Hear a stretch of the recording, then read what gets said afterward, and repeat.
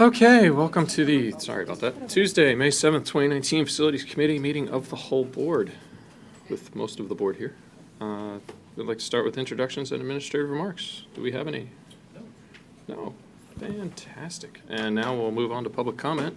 Please see the guidelines regarding policy 006, which are located at the side table. If you'd sign in with your name and street address, that would be great. Do we have any public comment to start the meeting off? Hello. We're taking the helm. Fantastic. Somebody's got to do it, right? Thank you. Welcome.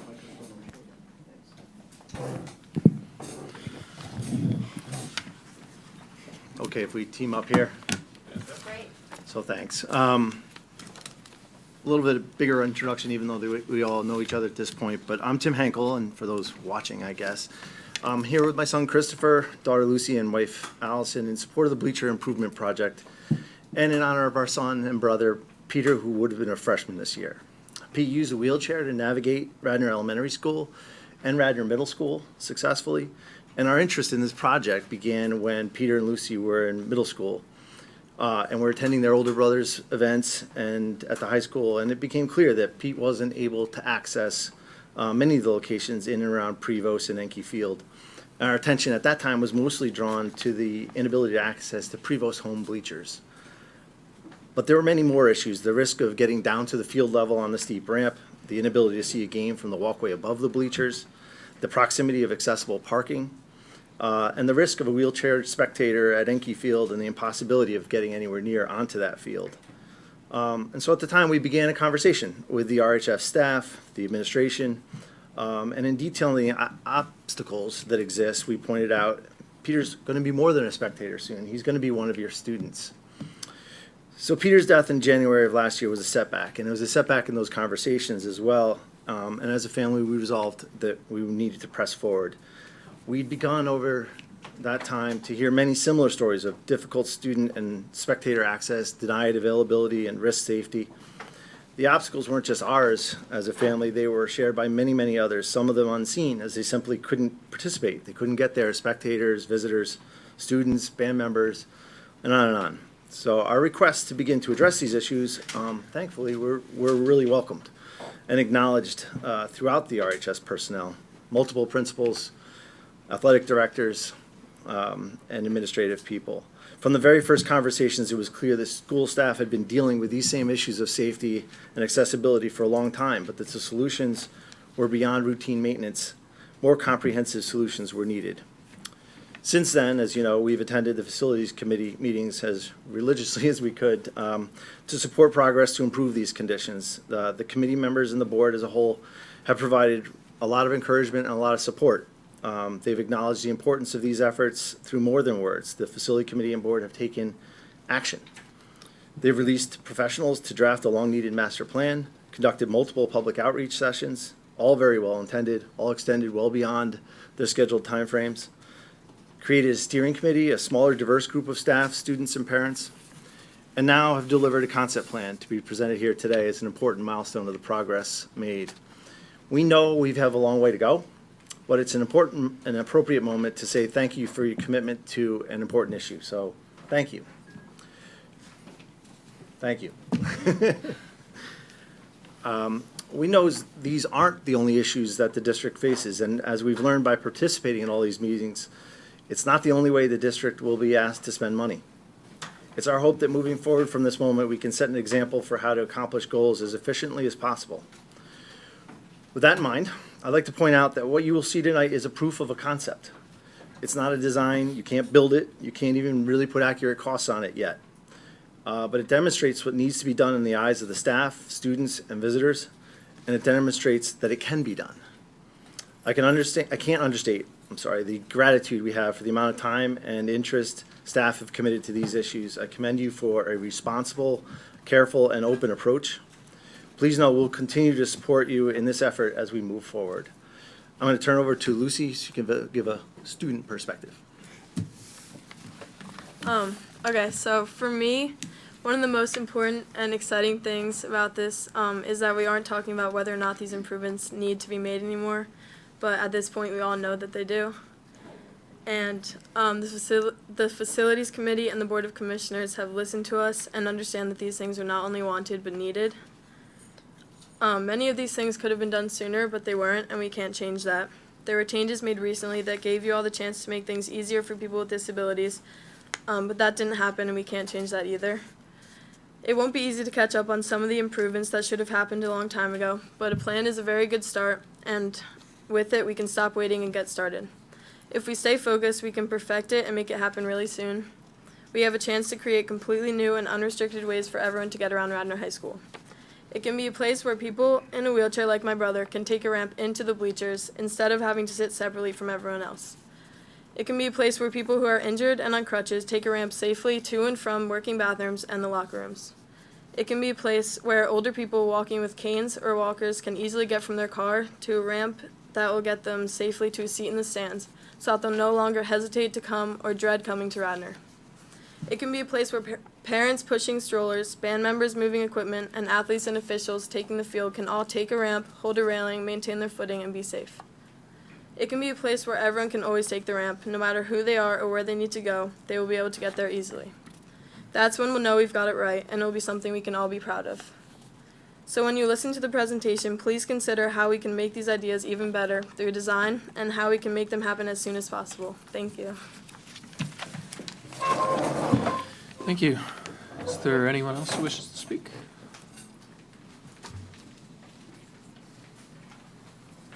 Don't be afraid, we don't bite. Don't bite. Okay. Hi, my name is Marisa Pinot, and I am the Vice President of the Radnor Band and Color Guard Association.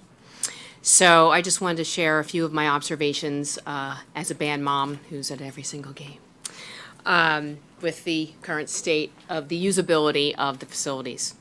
So I won't spend a lot of time talking about the bleachers themselves, as I think we can pretty much all agree that replacement and bringing them up to ADA standards is long overdue. I will only mention, to illustrate the urgency of the problem from my perspective, is that as I watch the band climb up the bleachers after a game, especially if after it's been raining, with my son carrying 50 pounds worth of drums, my heart is in my throat, because if he slips, he's going to take probably half the band with him tumbling down the bleachers.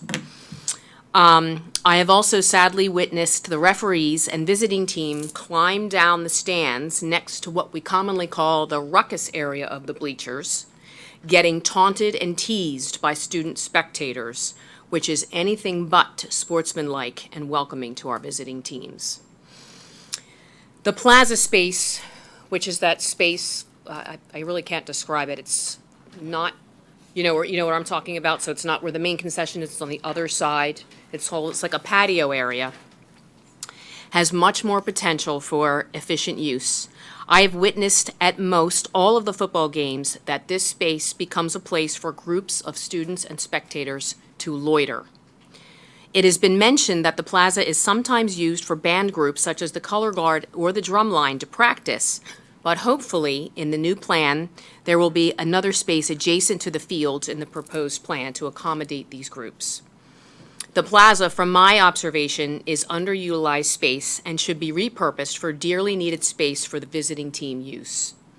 The plaza is also currently a gateway to the hallway inside the school to the only accessible bathrooms where continued loitering happens, along with, unfortunately, opportunistic activity that is easily hidden from security. There have been numerous times when I've walked into the school hallway when I've walked into the school hallway where the bathrooms are to see small groups of students and or spectators against the walls concealing things from my sight, because I'm all decked out in my band outfit. And then as I walk into the bathroom, I see and hear students scamper and hide. We would be much better served with bathroom facilities for spectators that are in a separate building away from our school building for both safety and security of our students and school property. I've worked the concession stands several times, and we do our best to keep them clean and organized, but there's only so much we can do with outdated facilities and no running water. We also feel that one large state-of-the-art concession stand with running water will be sufficient, and the second little one can be repurposed. So I sincerely hope, I know it's a huge project, but I sincerely hope that this project can be started and completed in phases with the bleachers and the bathrooms addressed first. Thank you very, very much. Thank you. Anyone else? Don't be shy. Anyone? They're coming up. Oh, Can we move those chairs? sure.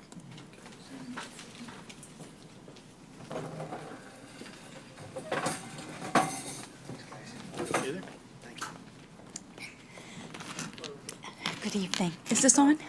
Thank you. And I apologize in advance. This is very difficult to speak in public about this. Good evening. My name is Marta Moyer, Radnor class of '79. I attended Radnor schools from kindergarten at Roland Elementary through high school graduation. My family has lived in Radnor Township since 1963. While attending Radnor, I was very active in everything possible. I cheered for 4 years in front of those very same previous field bleachers and sat on them as an alum watching football games for almost 40 years since graduating. Up until a year ago, I ran the track on a regular basis, and I was an active volunteer at Radnor schools. I was even a cheer coach for the Radnor Young Raiders. I'm excited that my two children also attend Radnor. My daughter Megan is a freshman, and my son Andrew is a junior. Both children are also very active in school activities and extracurriculars. Excuse me. Andrew has played club soccer since freshman year, and I sat on the bleachers on both fields and cheered my heart out up until a year ago. I was thrilled when Megan made the varsity cheer squad her freshman year and couldn't wait to watch her cheering in the same place where I once cheered. Sadly, everything changed for me last year. One minute I was happily shopping at the mall, and the next minute my legs were paralyzed. I went through extensive therapy and was finally to a point where I was, excuse me, I'm very sorry. Excuse me. And I was finally to a point where I was able to use a walker for very short distances. It happened again, this time paralyzing my arms and legs, and my heart stopped. Again, after extensive therapy and a pacemaker, I'm able to use a walker for short distances, but anything more, I need my wheelchair. All of the activities I enjoyed for most of my life were altered. I'm not able to watch football games from our home bleachers anymore. Instead, I have to wheel to the fence by the natatorium and watch the game, and to watch my daughter cheer through the chain links. It's kind of like, this is how I watch the football game. When a great play happens, which they did last season, and everyone stands up to cheer the team on, I can't see a thing. It's disappointing to be so far up and not be able to sit with my friends, especially when alumni come to town. I really looked forward to the away games last season because their school's bleachers are handicapped accessible. Their bathrooms and snack bar were also easily accessible. At Radnor, that's not the case. I don't even try to use those bathrooms anymore during a game. Our snack bar is also not accessible to me. Trying to get to Andrew's soccer games on Anki Field can be quite the ordeal. I absolutely cannot wheel there on my own. We all know how bad that sidewalk is. It's difficult walking, let alone wheeling. My father, an avid sports enthusiast who's 94 years old and has been a Radnor Township resident since 1963, is not able to watch his grandchildren at either of those fields. They currently are not accessible to him. Parking can be a challenge, too. At one football game, there was a table set up in one of the two handicap spots. They said they had to set it up there and couldn't move. Luckily, we were allowed entrance into the maintenance parking lot. Some people just don't understand how much I rely on the handicapped facilities. For the basketball games this past season, if the two handicap spots in the back were occupied, we had to park in the front handicap spots and wheel all the way around to the back of the school via the sidewalks. The front doors are locked for security reasons. It was a cold roll to the back. When the athletic director learned about that, he was kind enough to meet me at the front door the next time and guide me through the various locked doors that lead to the gym. In watching the Facilities and Finance Committee meeting on February 19th, I was relieved to hear someone acknowledge that Radnor, and I'll quote, is not responsive with ADA accessibility and that it's got to be corrected here. We have got to have this be a safe and accessible part of our campus. I really appreciated that. End quote. At Radnor, I know my children have been taught to create change. At Radnor, we strive to be the frontier of change and improvement, but it seems that we're behind compared to other schools in terms of handicapped accessibility. Believe me, before this happened, I didn't have a clue what it was like for someone in a wheelchair. I now know. What once could be a simple trip to a sporting event, NHS induction, the school play, the 8th grade graduation, etc., is now dependent upon whether I can safely wheel my chair in and park it. My entire outlook and way of life has changed. I can certainly understand how someone else might not understand what life in a wheelchair is like or the importance of handicapped accessibility. I hope I am helping you to understand the importance. Thank you very much for listening. Again, thank you. I apologize. Thank you. Thank you. Is there anyone else?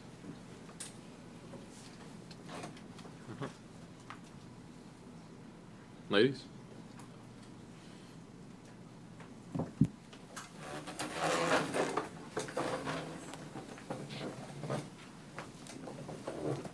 Hi. My name is Amy Schwarz, and I live at 54 Wentworth Lane. I'm here today in support of the Comprehensive Improvement Project to Radnor High School's athletic facilities. For me personally, the seating at Anki Field has proven to be a safety concern. I always felt wary of the cement bleachers with small children. However, an incident involving my own aging parents this past fall has prompted me to speak up tonight. It's common for my parents to come to my children's athletic games, and as our oldest daughter, a freshman, had a fall lacrosse game, they were looking forward to coming to see her in a high school game. My mom, who had just recently completed chemotherapy and was finally feeling better, was sitting on one of the top bleachers. She turned to step up to exit after the game, lost her footing, and fell forward. My dad, trying to grab her, then went tumbling down after her. These images of my parents laying on their sides in the cement are seared into my memory.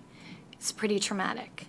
911 was called, 2 ambulances showed up, and thankfully, only a black eye and some other black and blue marks. My parents are fine. But they don't come to any games. I don't remind them about any. They are now not even asking. Currently, if I wanted them to come, I'd have to meet them to assist them. But there's really not an alternative method of entering either field that I feel comfortable with. Therefore, these issues affect and prevent many other grandparents too from attending games. I appreciate the opportunity to share my story and hope the school board can understand the safety concerns are real and addressing them are long overdue. Thank you. Thank you.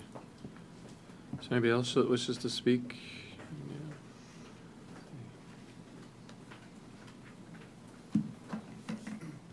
All right. Hi, David Cox, 212 Hermitage Drive, Radnor. My father, he lives out west, and he comes back every fall and every spring. And my daughter Kate plays lacrosse. My son Drew, plays lacrosse, and so does my little guy for Radnor Youth. And so we're on Anki or Prevost all the time. And this year he came. He's 86. He has a mild case of Parkinson's, but he flew in from Colorado. He's pretty able to get around. But he just couldn't believe it. He comes every year, and one year the gate was locked. He had to go all the way down the steps by the concession, walk across the mud, come through the gravel to get to the field, and then he had to get back up those stairs to sit down. And he can't believe it. He really can't believe that's how this high school is set up. And this year I really had to almost carry him to get him to the seat. And it's so steep up there. It's like one false step, you catch your toe, you're going down, and you're going to fall really hard. So, I was just at a game right now. I came from a game to come here. We played Upper Darby. They had 2 kids on crutches. And I took a video of them trying to get through the rocks to get over to those steps that I'm talking about, to get up. They had to pick all the rocks out of their crutches And I have a video of it. So, I mean, it is unbelievable. I said, do you have this at Uproar Derby? And they said, no, they have ADA compliant. I was, so this is really bad, and it needs to be addressed, obviously. So that's all I got. Thank you. Thank you. Okay, is there anyone else at this time?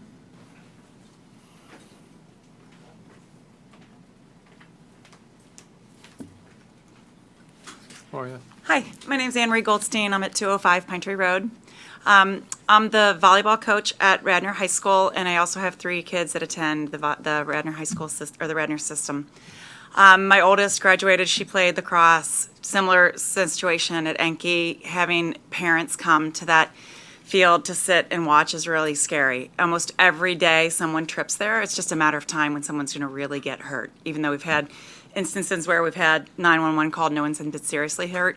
We're not far from that. So, and all of our parents are aging. They like to come watch the kids. It's just, you have to be so careful. Even, the field slants, the standing area slants towards the stands, and then the stands have those giant steps. So that is difficult. The other thing I wanted to talk about was the gymnasium, and I don't know if anybody's brought that up yet.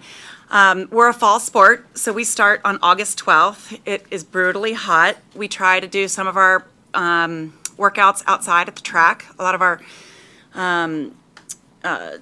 field workouts we do out there to try to do, calisthenics and things out there. But when we come into the gym, it is brutally hot. So we practice close to 5 hours a day in that gym at different times in the preseason, and then we have games there.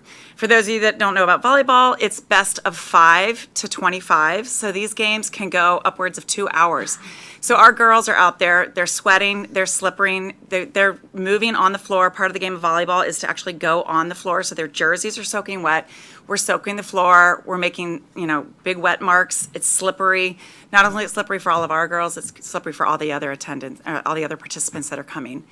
And it's really tough, again, for parents. So we bring parents into this gym and I don't know what the temperatures are because I don't monitor it, but we have, out of our booster fund, bought 2 huge industrial-sized fans to try to use to cool things off, but all we're doing is moving around the hot air. The most ironic thing of the whole thing is that the entire gym is surrounded by air-conditioned hallways.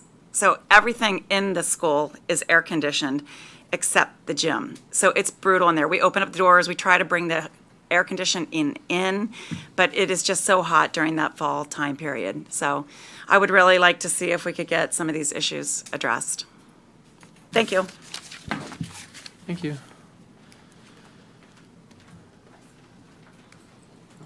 Anyone else, or?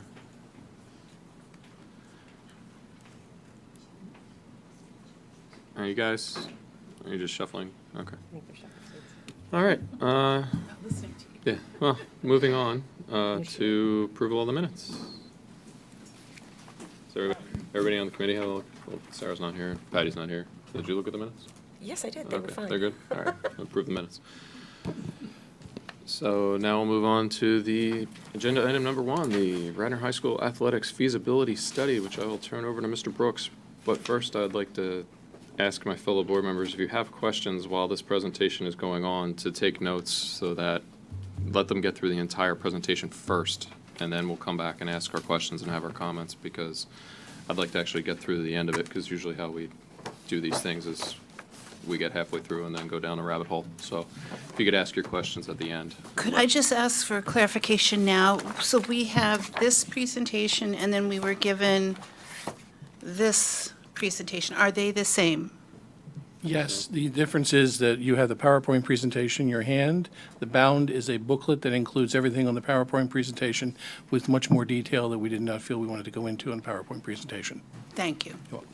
Mike, is there action required from us after this? Yeah, after our discussion tonight, I think we would like to direct Mr. Brooks and Superintendent So next Bachelor steps. to, That guy over there. yeah, that guy. That guy. Super Ken, to engage professional services to do the next step on the project. Engage an architect and a stadium design firm to actually go ahead and do this, because this is like the project that we just did. I mean, they'll explain this, but the project that we just did, or the committee that we just had, was kind of looking at the facility as an aerial view, like you see here, just high-level concepts, designs, and then the next steps would be to actually get at the ground level and get into what we actually will need and what we'll need to do. So with that, I'll turn it over to Mr. Brooks. Yeah, and that's actually a great lead-in, just before I turn it over to Mr. Brooks.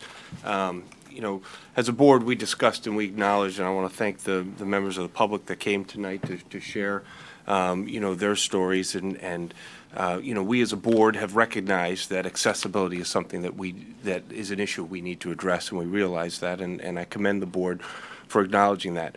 We had looked at and realized that also we had an issue with our bleachers. That's what started out part of the conversation as well. And we decided to go, you know, to investigate conduct a feasibility study. So with that feasibility study, we engaged the Schrader Group, and that's what we're going to be hearing tonight. So tonight you're hearing the results of that feasibility study, which will share concepts. So you're going to hear concepts both from members of the steering committee. I'll let Mr. Brooks introduce, you know, or just have the steering committee introduce themselves when I turn it over to him. But you'll be hearing the different concepts that were discussed that came out of not only the input from steering committee and board members, but also the input from our community meetings.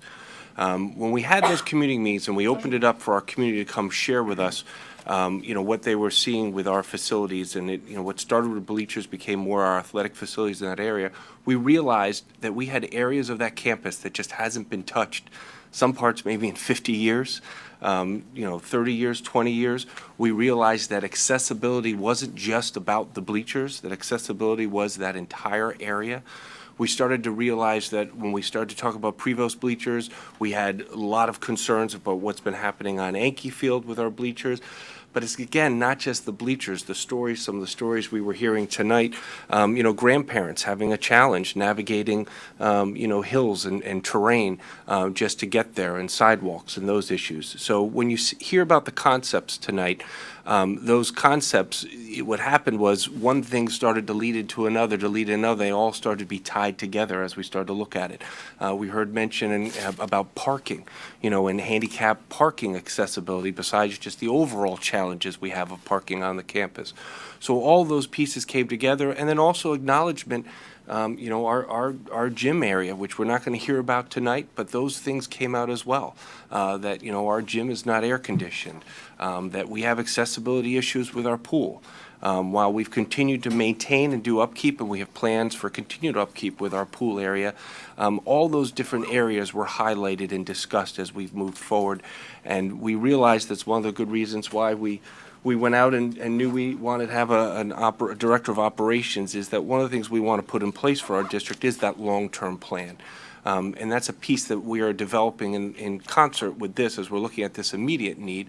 We also need to be looking comprehensively and understanding what are those long-term needs we have, you know, especially as we look at all our facilities, but specifically our athletic facilities right now that we're focusing on at the high school. So tonight's presentation, you're going to hear about the feasibility study, the study findings. You're going to hear from the Schrader Group about similar projects they've been involved in. You know, the concepts that they have that they're going to share with us tonight, and then the discussion. And Mr. Madden, Chuck, your question is a good question. What are we looking for at the end? So at the end of all of this, I think we as a board need to discuss the idea that whatever we're going to do, you know, the administration would recommend that we float a bond for whatever it is and whatever the scope of this work becomes. But that's a discussion we need to have as a board. And the second piece that we need to talk about, which Mike was suggesting, is that the next step after a feasibility study, after you have concepts, is to then engage, you know, in architectural services to really flesh out those concepts and to look at, you know, some of the design options and dig a little deeper with them would be the next step. We would also like the next step to be, you know, we're going to set up some tours for board members to tour that area as well.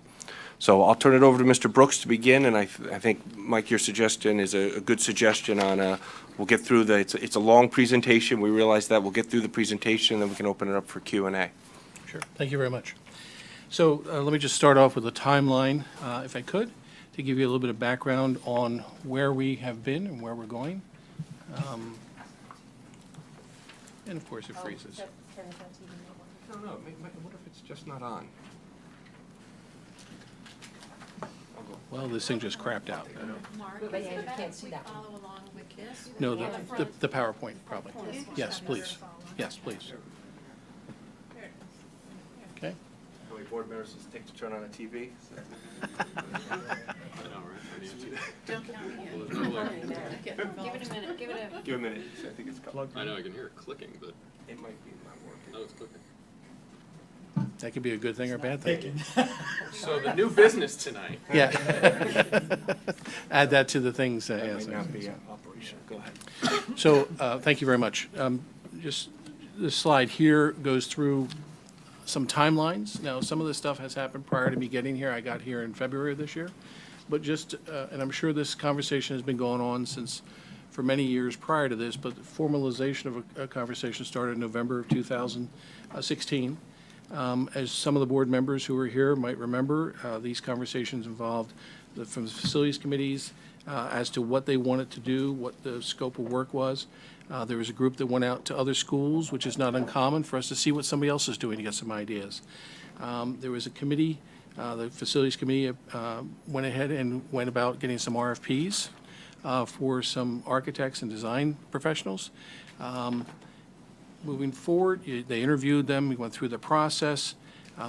It's not uncommon in these types of things to not really fully understand the full scope of the project.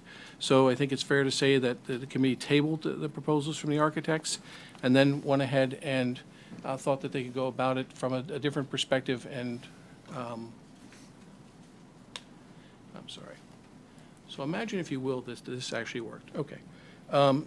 Go ahead and have a two-prong approach. A two-prong approach from the standpoint of having, if it's just the bleachers you're looking at, having a bleacher company come in and do a design build for you. Basically, that means coming in, taking down what you have, and then kind of designing as they go along to fit the area that you have. It was quickly identified by those companies that this was far and above just a simple design build of replacement of existing things, that there were other issues, ADA being the number one issue. ADA compliance and accessibility. So they recommended back that you hire a group, and you hired the Schrader Group to come in to form a steering committee, hold some public hearings, go through that. And again, as we go through here, we have a couple different meetings that you had involving the public as well as administration. I've met not only with people from stakeholders coming in new to this, not only the committee, but I've also met with students. I met with other stakeholders to kind of get a better understanding. I certainly had the advantage of going here and recognizing that those were the same bleachers that I stood on when I was here 40-some-odd years ago. Again, we go through this process, and at this point now, we're up to where the committee has put together a series of findings and recommendations. And at this point, we have, the design team involved, the Schrader Group, Stadium Solutions, ELA Group, and Snyder Hoffman for engineering. We have a couple of the committee members that are going to specifically speak to some of the issues, but, this report has a lot of empirical data in it. It has a lot of information. I think it's a good story to tell. It's an accurate story, and it's a detailed story. Too oftentimes, sometimes these reports are a gloss over, but we've gotten involved in the weeds much more so than perhaps some other ones have to hopefully come up with a valid plan moving forward. And again, this is a concept that needs further definition as we move forward, and that's one of the things that, as Mr. Batchelor said, we're going to be asking the board to engage design professionals to go into the next level, get into the weeds and the woods on this. So I'd just like to turn this over to Mr. Hankel and Mr. Bukas.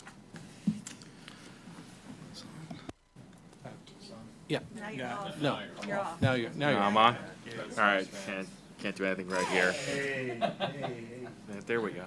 I'm Jeff Bukas. I live at 228 South Wayne Avenue, and I'm a member of the committee that was asked by the Facilities Committee to take a look at this. And with me is Chris Hankel, known to everyone here. And we're going to talk a little bit about the existing conditions and also field use. But before we start talking about that, I just wanted to say that this is my first real involvement with the administration of the schools. I have 3 kids. One has graduated from Radnor. Two others are in the high school. And I've just been tremendously impressed by the thoroughness of the people that all of you have chosen to take these roles. Particularly Mark, Ken, Dan. They've just been fantastic in reaching out to the community and listening and thinking about this project not as a Band-Aid, but as something that's going to last for another 30 or 40 years, and doing the right thing. We can all talk about what the law requires you to do in any given moment, but it's different to talk about what the right thing is for the community and for the school and for the students and everybody else who enters the campus. And that's come through in kind of every meeting that we've had together, is a real thoughtfulness in that regard, and I commend them for all of that.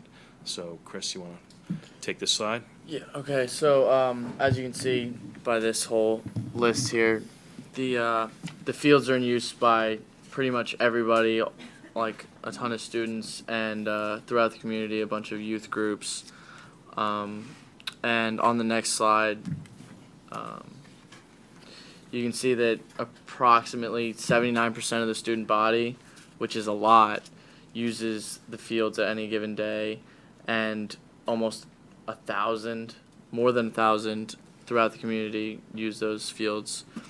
And but this project isn't really for the athletes.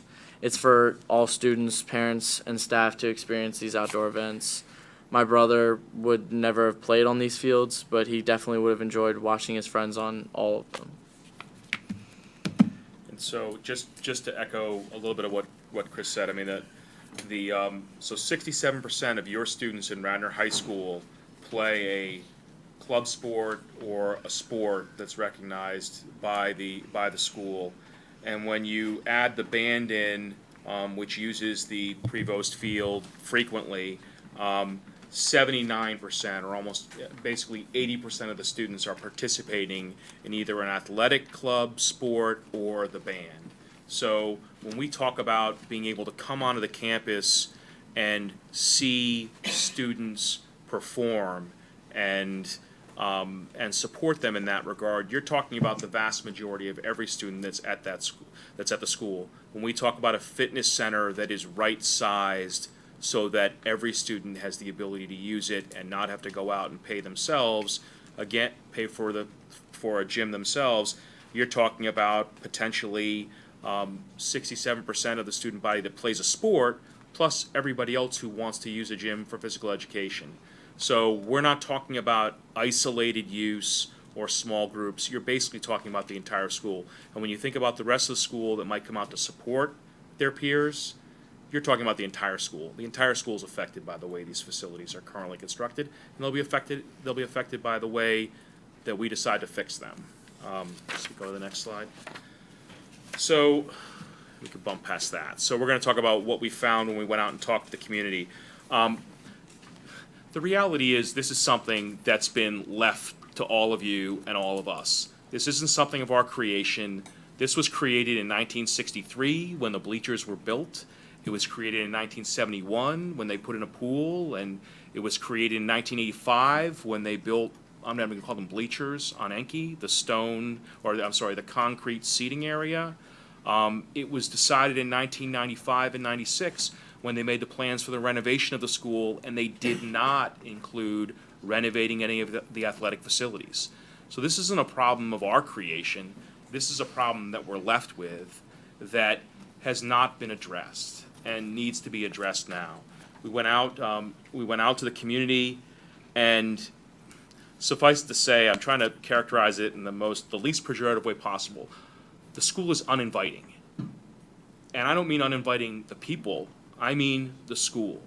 If you are a current resident, if you are a visitor, if you've been invited by our school to compete in an athletic event, if you come on this campus, that part of the campus is absolutely uninviting.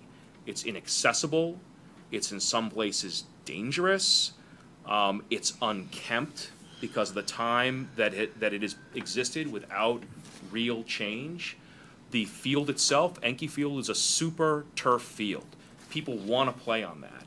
But the reality is that the use of these facilities is much different than it was in 1985, in 1971, or in 1963. The amount of kids that play sports now, the amount of community use that we have, that's all changed. What hasn't changed is the way that we get people in and out of these facilities and what we have there for them. And that's what we kept on encountering over and over and over again when we talked to booster clubs, soccer club, lacrosse club, parents, teachers, students, they're all saying the same thing. They all recognize that. So we'll move through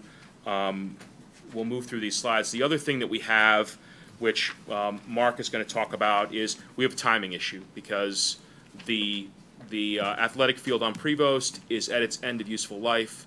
The track has been delayed from being resurfaced for at least a year now. So those two things are at the end of their useful life, and you can't do the rest of this you can't fix that and then do the rest of this, or you're going to be driving over it. So there's a timing issue that we have to keep in mind as we go through this. So this, I've been admonished for reading from slides, so I'm not going to read from this slide. It talks about admonished repeatedly, thoroughly, scolded. So the one thing, the great thing that I think that Mark and the administration's done is, rather than just looking at the bleachers and making a judgment, they've gotten underneath the bleachers, they've looked at the steel supports, they've looked at the retaining walls, they've retained professionals in that regard.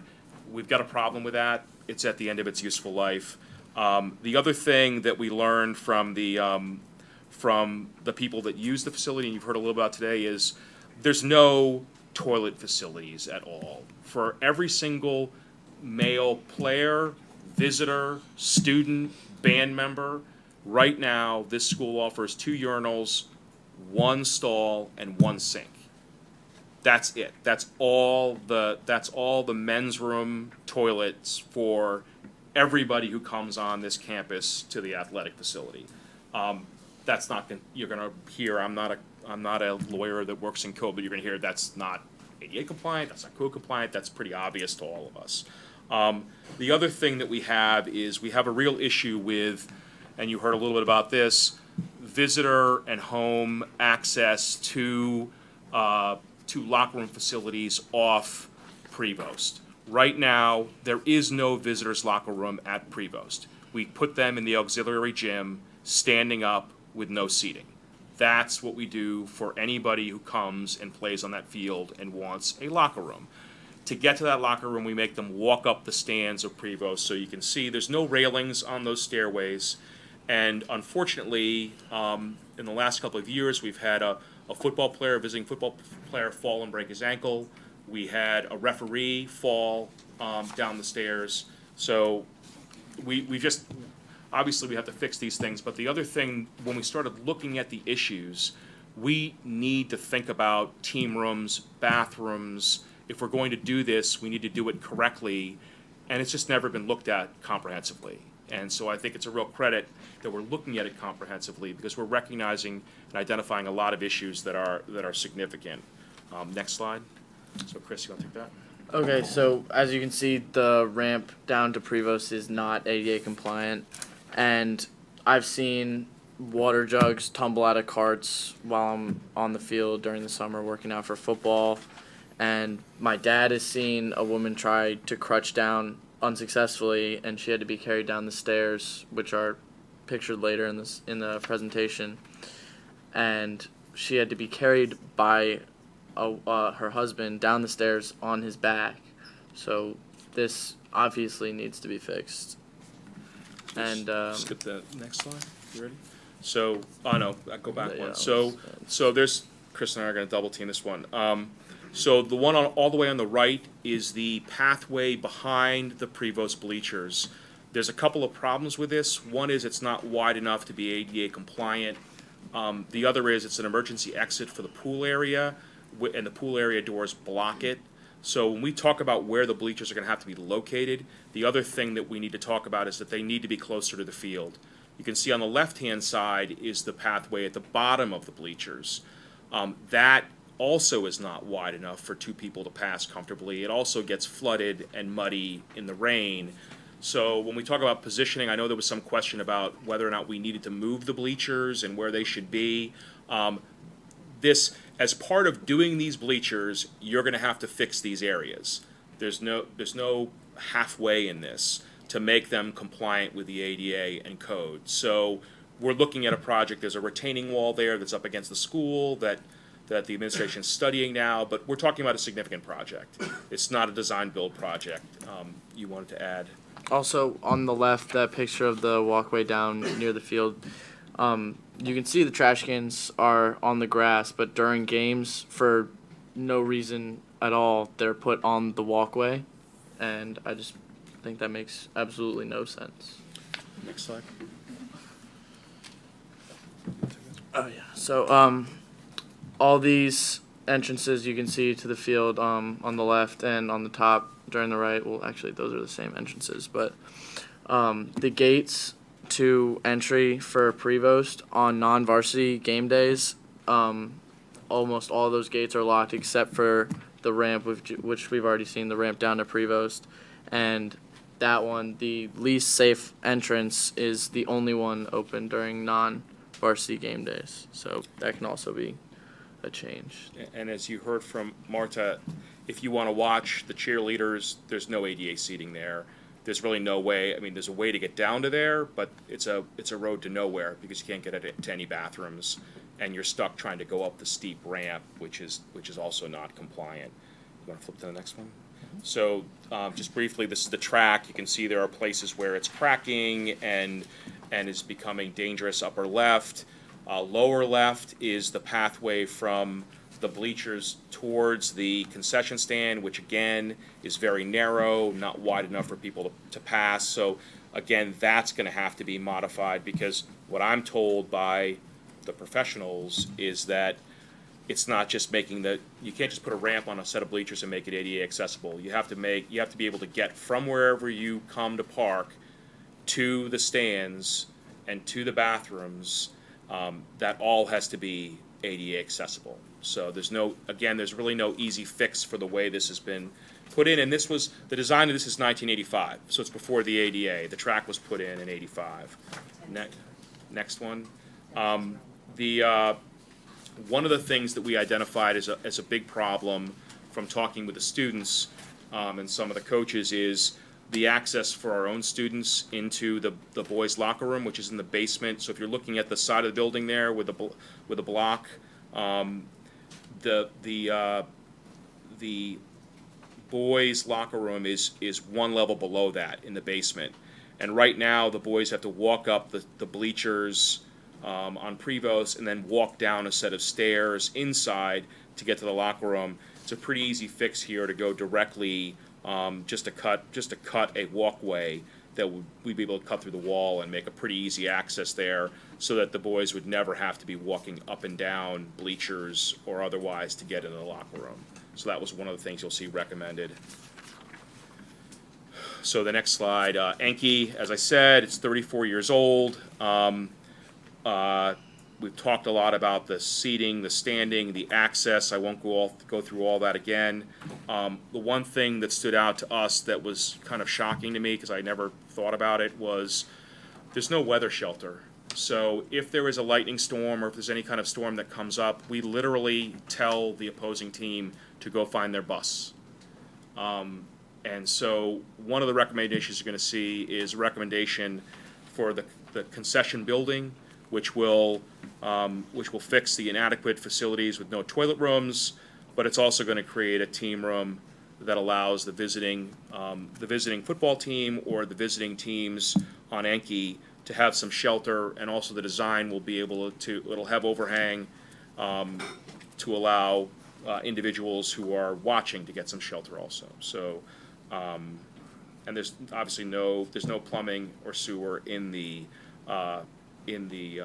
concession stand. So right now it's basically a hose and a bucket. Next slide.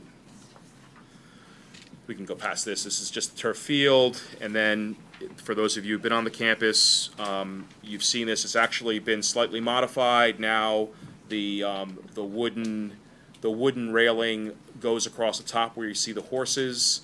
So there is a wooden railing there, but it doesn't fix the size of these, the lack of railing on the inside, all the things that the ADA would require that would protect people who are using these from falling. None of that's there, and obviously building some wooden supports, those are not meant to last, so those are temporary. Yeah, as Ms. Moore said earlier, the tree roots on these sidewalks kind of make it pretty much impossible for anybody who can't walk with two legs to get into the seating area for Anki. And on the right, you see the dirt has kind of wasted, or the grass is kind of wasted away right up near the fence because a lot of people are standing there. So that'd be pretty much an easy fix with some new bleachers. So the other thing to keep in mind on this, the picture on the, just go back one, sorry. The picture on the right shows you the upper part overlooking the field. People have started standing on there. You can see where the grass is worn away. That gets incredibly muddy and slippery. So you have a lot of people falling. There's a standalone bleacher that has no pathway access to it, that people slip and fall. We usually, I think that visitors are asked to go over there, or students. There's no standing areas, and the other thing that we realized is that, and again, this is just, the use was different than in 1985. There are a lot more people that come to these games, that use this field, and the seating is just, there's just not enough seating. So we're about, probably 400 seats short there to have. There's no place for the students to sit. The other thing that we heard a lot about is the home fans and the visitors fans end up intermingling, which creates a not so great watching experience, depending on who's the visiting team. And you wouldn't do that in a football game. You wouldn't do that in a basketball game. We don't do that. We separate everybody. And like I said, there's no place for the students to sit because there's just not enough room. We had talked before about parking and safety, and one of the things that, if we're going to be doing this work, we think it would be a good idea to put a stairway from the Roland parking lot to the Anki and Prevost entrance that you're going to see, along with a speed table there that people can walk across, so that people are actually encouraged to use that parking lot. Right now, one of the reasons why we get a lot of people stopping, and we've heard this before from the board, is because there's no place for them to walk their child. This is just not a convenient way to walk down to the field. If you build a stairway there, then you don't have to cross the road twice and go on spots that don't have sidewalks. So, want to talk about this for a second? Did you have something on that? No. Okay. So this is the old concession stand. One of the things that you'll see lower right is the stairway down to these fields, which is the current way that people access Anki. And these are obviously very difficult to navigate and not ADA compliant at all. They actually drop off at the end and they're uneven. So we've had especially smaller children who come for soccer and lacrosse fall on these stairs. So again, same types of issues, and also a lot of times we're asking our own students to carry things like Gatorade jugs and field hockey equipment down those stairs, which is pretty treacherous. So that's remedied by fixing the access. Next slide. So Mike's going to talk about this. Oh, okay. Well, I just want to before we leave this slide, the one thing we haven't shown you a picture of is the current fitness center. So the proposal that you're going to hear is to build a fitness center on the current basketball gathering area behind the Prevost stands. And what we do know is that currently the fitness room holds about 35 people safely to work out. All the equipment in there, that's all of the treadmills and bikes, are donated, so people have dropped them off. They're not matching in manufacture. They don't, not all of them work very well, but beyond that, 35 students in a room at a time doesn't cover your basic PE class. It certainly doesn't cover a football team, a lacrosse team, a crew team. So what you end up doing is really depriving people of the opportunity to use that area because it gets occupied by, you're making it a varsity athletic room, essentially. And so one of the things that we're proposing is, if you're going to do this, project, do the fitness room also, because it's needed and certainly consistent with the district's current policy on health and wellness too. So I think it addresses that issue. Mike, did you want to come up and This is Mike Friel, our athletic director. You may know. No, I'm good.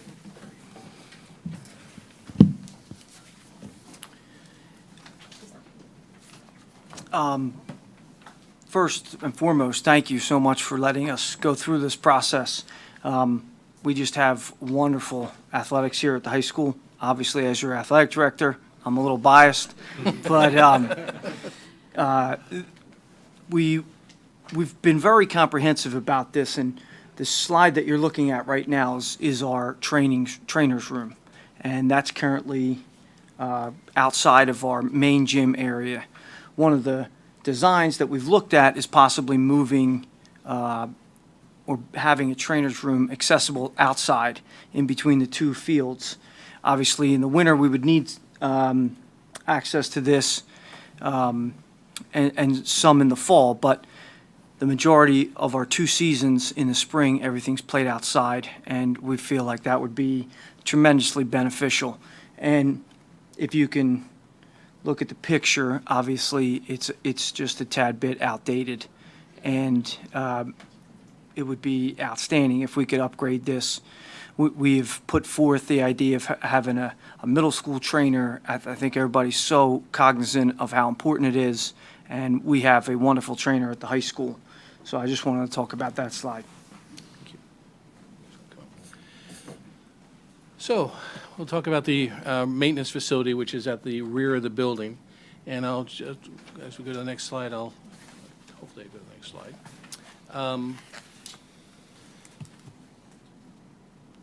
There we go. So currently, right now,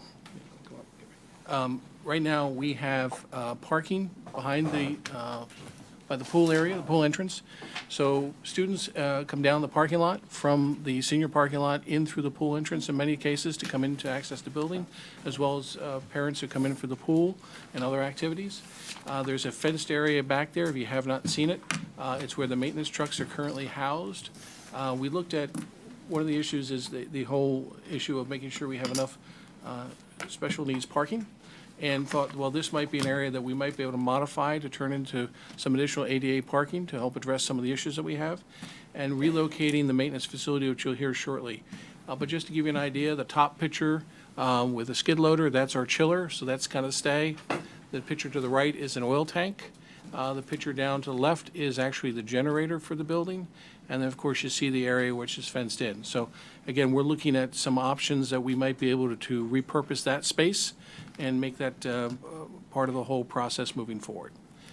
At this point, I'd like to turn it over to Danielle Hoffman. Sorry. I screw up a name every day, so it's all right. And Hugh, I'll leave Hugh pronounce his last name because I'll screw that up too. So, but talk about the similar projects. Thank you, Mark. So everything you've heard so far is all part of the data collection that we do with any kind of master plan.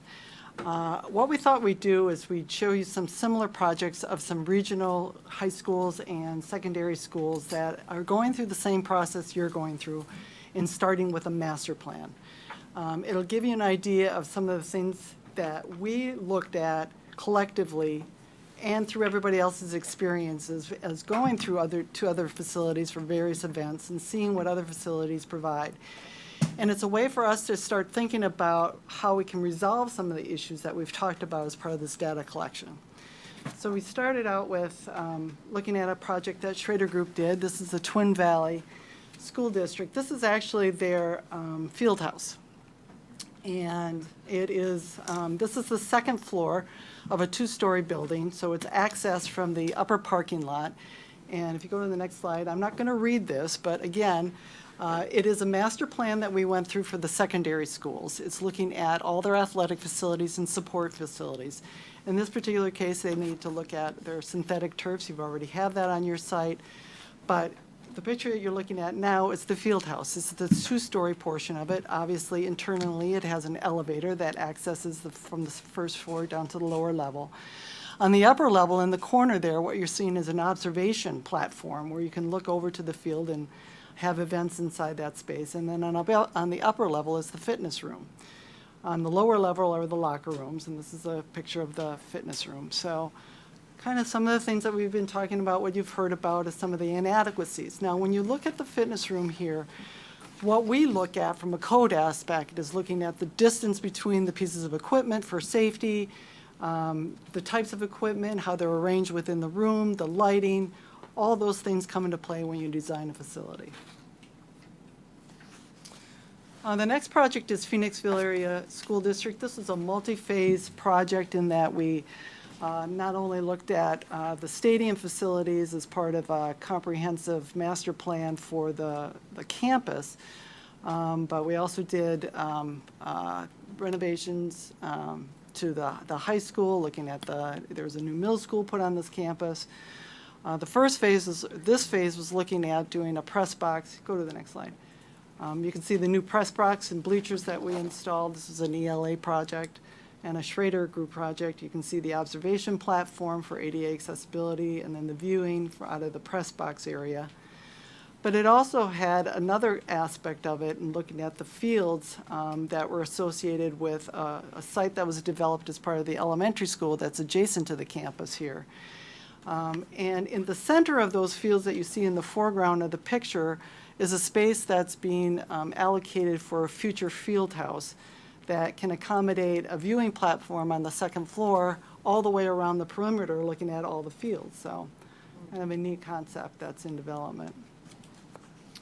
At Exeter, this is an ELA project. If you go to the next slide. Again, the stadium renovations was not only was part of a comprehensive additions and renovations project to the high school. They did a synthetic turf. They did a total reconfiguration and replacement of the grandstands, both on the home and visitor side. Next slide. And you can see that the concrete bleachers are built into the side of the hill, and then on the upper tier, next slide, is their concourse, where you enter through the ticket booth area, and then the buildings in the back, which are on the upper part of the stadiums, house the concession stand, storage areas, and then have pass-throughs going down into the stadium with handicapped accessibility up there. And finally, Springfield School District. This is Delaware County, not Montgomery County. Again, a comprehensive master plan that is currently under construction right now. Next slide. You can see in the background is the existing high school as it exists now. We're building a new high school in what was formerly some athletic fields and reconfiguring the stadium. Next slide. And you can see the bleachers coming off the stadium there that is going to be in the foreground of the high school. And then what separates the high school and the bleachers is this concourse, which is going to be a pedestrian walkway that can be with the concession stands and a gathering space during events. So that's all of the data research that we did. What's important to understand is when you need to have that baseline, that kind of, using architectural terms, the foundation from which we can start building a concept to resolve not only issues that we redress, but look at it comprehensively in a master plan. Next point. So what we did to try to break this down, I mean, we're looking at Prevost, we're looking at Anki. We tried to develop a methodology where we can kind of break it down into pieces, but you'll see that there's overlap in the pieces as we go through this. So we'll have a base number or a base concept, which is like the stadium replacement at Prevo, but there's going to be alternates built into that also get affected as part of that base contract. When we talk about a central access point, one of the important things that we brought up is trying to maybe even have shared facilities between the two fields and having a central access point to the facilities. Coming to this site, coming to any school site, when I first come to the site, I'm looking for the front entrance to the school. And it drives me crazy when I can't find the main entrance because it's not properly identified. And you have a lot of different schools coming to this campus, coming to athletic events, and trying to find the location where the main entrance to the school is a little bit difficult. When I first came to the school, how do you think I accessed the school the first time? Coming up Raider Chester Road. And I came into the maintenance facility there, so that's the first thing that you see. And then trying to navigate myself through to the parking area to get around to the building to the front entrance. Well, the same thing happens in trying to understand where to navigate on the site and where to find the main entrance point to the athletic facilities. There's been a lot of discussion about ADA accessibility, and so I really wanted the two of us really wanted to talk to you about what that means. We're looking at it from a code aspect, from ADA compliance. And that means from when the person exits the car, goes to a sidewalk, you've seen those curb cuts that have dimples on it. Well, it's not only for wheelchair accessibility, but also the blind. So there's many aspects of ADA that we have to comply with. It's an accessible route from point A to point B, getting from the parking lot to a facility, to a seating area, to the bathroom. And then when they get to the bathroom, does the door swing properly so that they can get through the door? Do the fixtures in the toilet rooms comply with accessibility? So we're looking at all of those aspects when we're designing a facility. And then we're looking at that from the master plan and how that affects each one of the fields and how we get from point A to point B. So we'll be talking about also the support facilities associated with it. So I'm going to Hugh and I are double teaming on this. Hugh is going to talk about all the site-related aspects as a ELA, landscape architect, and I'm going to be talking about the building aspects of the proposal that we're looking at the concepts here. Yeah, thank you. What you see here is basically an overview of the overall concepts put together. And initially, our first step was obviously what generated everything was Prevost and what we're going to do with the grandstand, which you see there, as well as concept 2. Anki was kind of the genesis for this whole thing with grandstands and whatnot. When we sat down with the community and went through the various aspects, there were more things, and even walking the site and looking at the site ourselves, we saw many shortcomings in the site. One of the things which ended up becoming our concept 3 was the field house. Obviously, what's out there now is a concession stand with no utilities. It really serves no purpose. So, in talking with the public, in what we saw, there's a definite need for that. And next one. And then tying into the accessibility issue, and not just for ADA, we're talking about the general public at large. I mean, those steps and everything you see out there, the bleachers that you have at Prevost are constructed in such a steep manner. Even those of us who are not challenged, or getting older, maybe with our bifocals and stuff, have issues. So it's just plain old just accessibility that we're thinking about here as well too. And in part of that, there is no ADA access close proximity to the stadium. So taking a look at the maintenance area behind the school, which is kind of unique, I've never seen a maintenance facility tied to the back of an existing school, is to open that up and for your ADA access and drop-off areas for that, and requiring then the concept to move the maintenance to the other side of the other side of campus and the other side of the stadium, which can provide, in a pinch too, aside from staff parking, the possibility of visitor parking over there as well. The first concept here is this concept 1 is the renovations at Prevost. Again, the grandstands, I think everyone has said up to this point, are far away. They're old design. They really should be moved closer to the field. ADA access is not just on the top and what we call our plaza, our concourse area, but also down below. Also, as you have, there's existing parking spaces out front, which are ADA capable, so we need to have access from the front as well.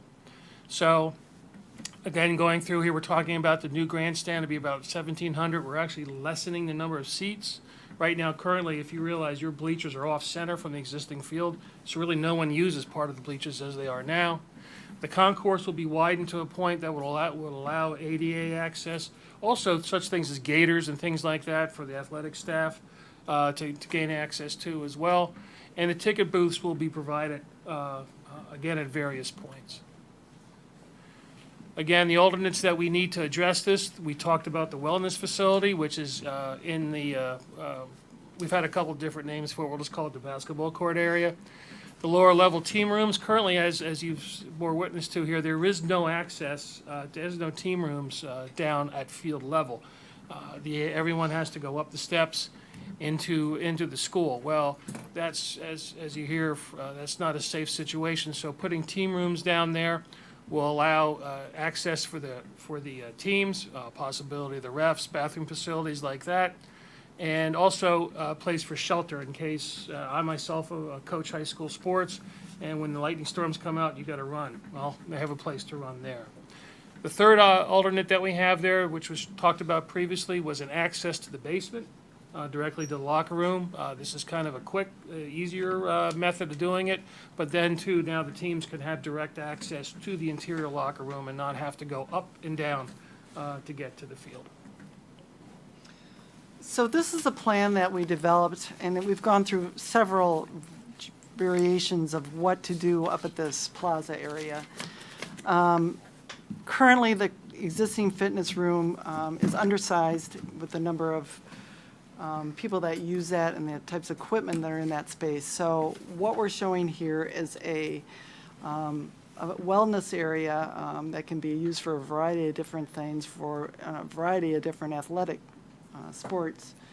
The picture up in the top right shows glass around the perimeter, be open and well lit. The area shown in blue there is what we're showing as the wellness area, and the corridor going back to what is currently now the existing toilet rooms that are being used by all visitors on site. And the idea is to close that building down for evening events or after-school events, and use those toilet facilities that are not colored in blue, which would be part of the base bid number for the replacement of the bleachers. That would coincide with the work that would need to be done as part of the bleacher replacement, just to have toilet facilities available for the visitor, for the stadium. And then we're also showing a ticket booth up on that upper plaza there, because there's a lot of people that come in from the parking areas on that side of the site, on the side of the tennis court side of the site. The lower level team rooms are accessed from the stadium side, and like Hugh said, they could be used as a shelter as well. We're also showing some toilet facilities that can be used by people that use the field. At one point, we were thinking about taking down the concession stand, the existing concession stand, but we thought that might be another facility that we could use for potential repurposing for additional storage on the site. Okay, and this is a close-up of the area we discussed earlier. Again, that access would be where you see the block glass there would be straight down from there. Again, that'd be retaining walls and a walkway and just a direct access to the concrete walk you see in front there. The ADA ramp you see going back and forth would be right to the left, kind of between where the tree is in the corner of the building. I want to point out too, I mean, the elevational difference between the upper concourse and your field is anywhere from 12 to 15 feet, which is rather significant. That's why you see these switchback ramps are, or rather many ramps back and forth, but you do have that distance, that height and elevation you have to deal with. So that's why you see those there. So before you move to the next one, as we get into the cost estimates, the costs associated with the stadium replacement also include those toilet facilities that I pointed out on the patio or the concourse, and this ADA ramp that you show here. The alternate is just that access going from the lower level locker rooms to the sidewalk. Okay.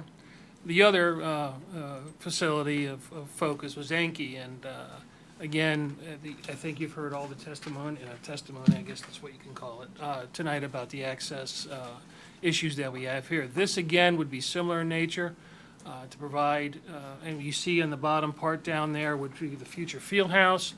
You see we have that center plaza area where we have stairways going down to Anki as well as a ramp going down there as well. There would be an ADA accessible route to the front of the bleachers. There would also be, two areas on either side of the bleachers. Each little square you see of the grandstands there is roughly about 200 seats each. There also would be repair and remedial work done on the top of the sidewalk along Raider Road, and also as evidenced in kind of in your culture here, that a whole area, we'll call it a small concourse on top of the grandstands there would be there as well, so you could have ADA seating or just a place to stand and be able to watch as well. So the demolished the existing concrete, I jokingly called them as something from the Roman Colosseum. The pull-off area there would be for drop-offs that we can drop and go. The ADA accessible ramp, as I discussed, and we also have the walkway coming down from Roland Field to gain access with a crosswalk in that area. Seen there. Okay. Two different concepts have come up with the field house. One is a one-story, which has everything contained. The second one is a two-story.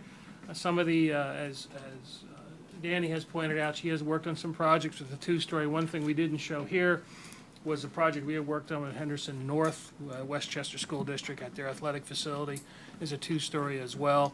And that, again, was a similar situation where you had an elevational difference in the field. So, again, that's why you see with the one-story, everything's accessible from down below ground field level. And with the second one there, we actually would have a connecting bridge that will allow you access. Again, the buildings can serve both fields. It's the whole thing with such a situation. Similar projects we've worked on, it's key to have a nice facility that can access and use both fields can use it. Toilet rooms, team rooms, et cetera, and the roof overhang is discussed for shelter in case of inclement weather. So this is just a conceptual sketch of what that would be, looking at a masonry building with a pitched roof and an overhang, again, for weather protection and inclement weather. A couple of different views. This would also include the concession stand, a team room, and toilet room facilities to accommodate. In your booklet, in this packet here, we've done a code analysis to determine the number of toilet fixtures that would be needed based on a seating capacity at the stadium of 1750.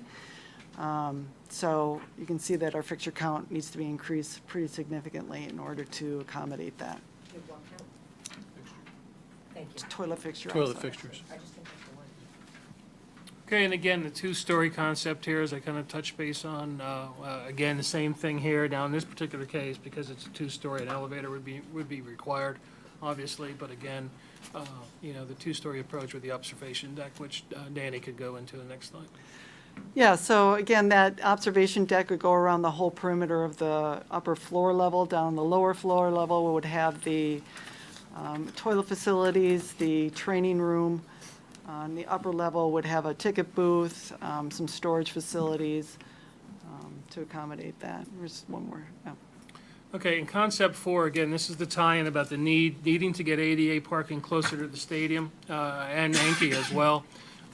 This would be result of doing that would be the relocation of the maintenance facility across the campus over on the other side of the stadium.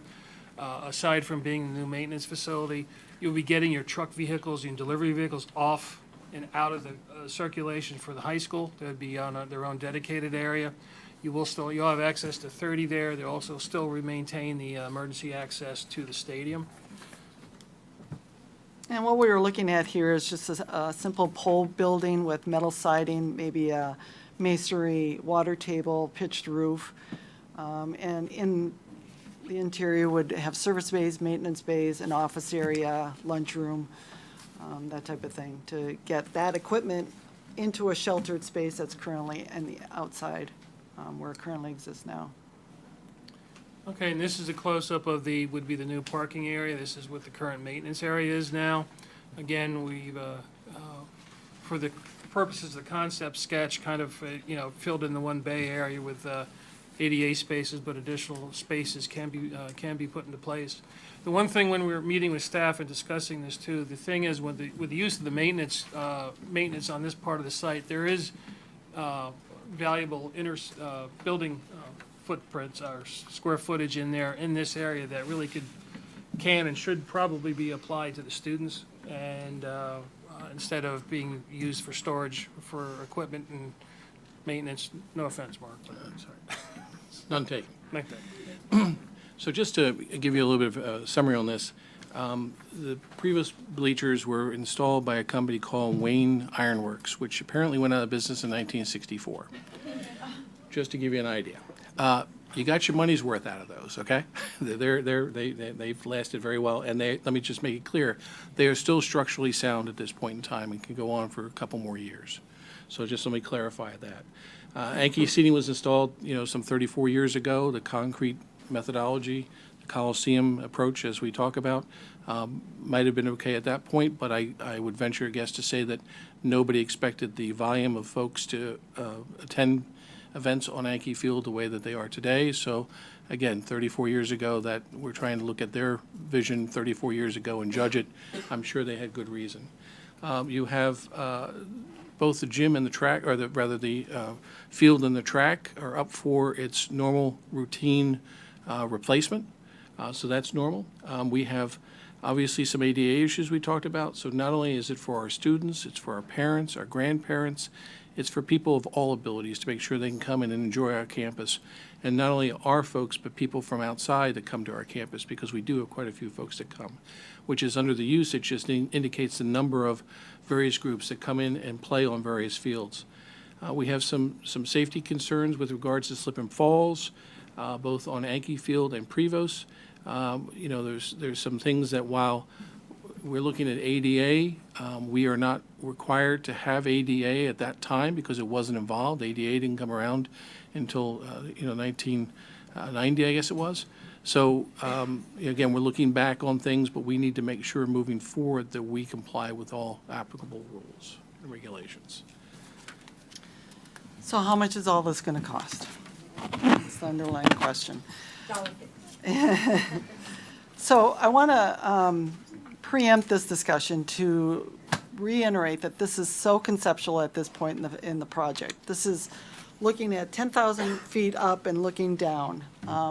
The numbers that we're providing are to give you an order of magnitude, a budgetary estimate of what this could potentially cost. We are at the very, very early stages in the process. There's a process that we go through that if you've gone through any kind of building design, you know that you go through a schematic design process, you design development, do construction documents, put that together, and then bid the project for construction. We're at step one. So just wanted to let you know that this is for you to kind of get an idea of about how much it would cost. We're giving you a range of numbers, not a finite number, because there's no way that we can give you a finite number. One of the things I would recommend as first steps as well is getting a complete boundary and topographic survey of the site, which we did not have. We were looking at our aerials and trying to piece together 1964 drawings and every other version that happened thereafter. There's geotechnical investigations that need to happen to determine what the underlying subsurface condition is. Mark is going through a process right now in working with a third party to evaluate the pool and the retaining wall that runs along the back of the stadium. So there's a lot of work that still needs to be done. But what we did is we looked at each one of these concepts and broke it down into the costs. Your booklet here has a more finite breakdown of what those costs are. Buildings are based on a cost per square foot. You've done more of a line item cost estimate. Because it's so early in the process, we've put in design contingencies as much as 10 to 20% because we don't know a lot of the things and we still need to find out a lot of the things as we go through the process. As the process moves along, that design contingency reduces until you get to the bidding phase, and then it's a zero design contingency because you're ready to go out to bid. The numbers we're also providing here include not only the construction costs, which is what the contractors bid, it's the bricks and sticks of the project, the materials and their labor, but it is also the soft costs. The soft costs are those other incidental costs that are associated with the project. It's the fees that you have for your architects and engineers, it's the permitting fees, it's the surveys that you need to do, it's the land development approvals, it's a whole myriad of things that we've outlined again in the booklet of all of the things that are included in the soft costs. And at this phase, we're looking at, we've budgeted about 30%. So it's a high number, a conservative number, but again, that number would reduce as we go through the project. So with that said, the numbers that we're going to show you for concept one, again, don't include the remediation costs associated with any work with the retaining wall because that work is unknown and outside of the scope of our preview. So I'm not going to read through all these numbers, but you can see the base number, which was the bleacher replacement, looking at the concourse above the bleachers, providing an accessible route to the bleachers. Those toilet room facilities and the ticket booths are part of the base number. And then we've broken out the alternates, the wellness facility, the lower level locker rooms or team rooms, and then the walk room. The walkway going to the lower, the field level. In developing these costs, instead of, what we were really cognizant of is looking at the economies of scale.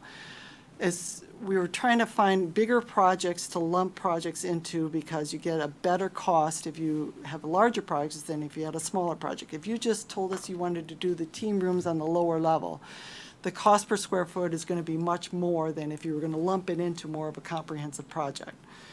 So for the purposes of this study, we've lumped it all together and associated 30% soft cost to give you a total number for it, and that's what's represented in the first concept.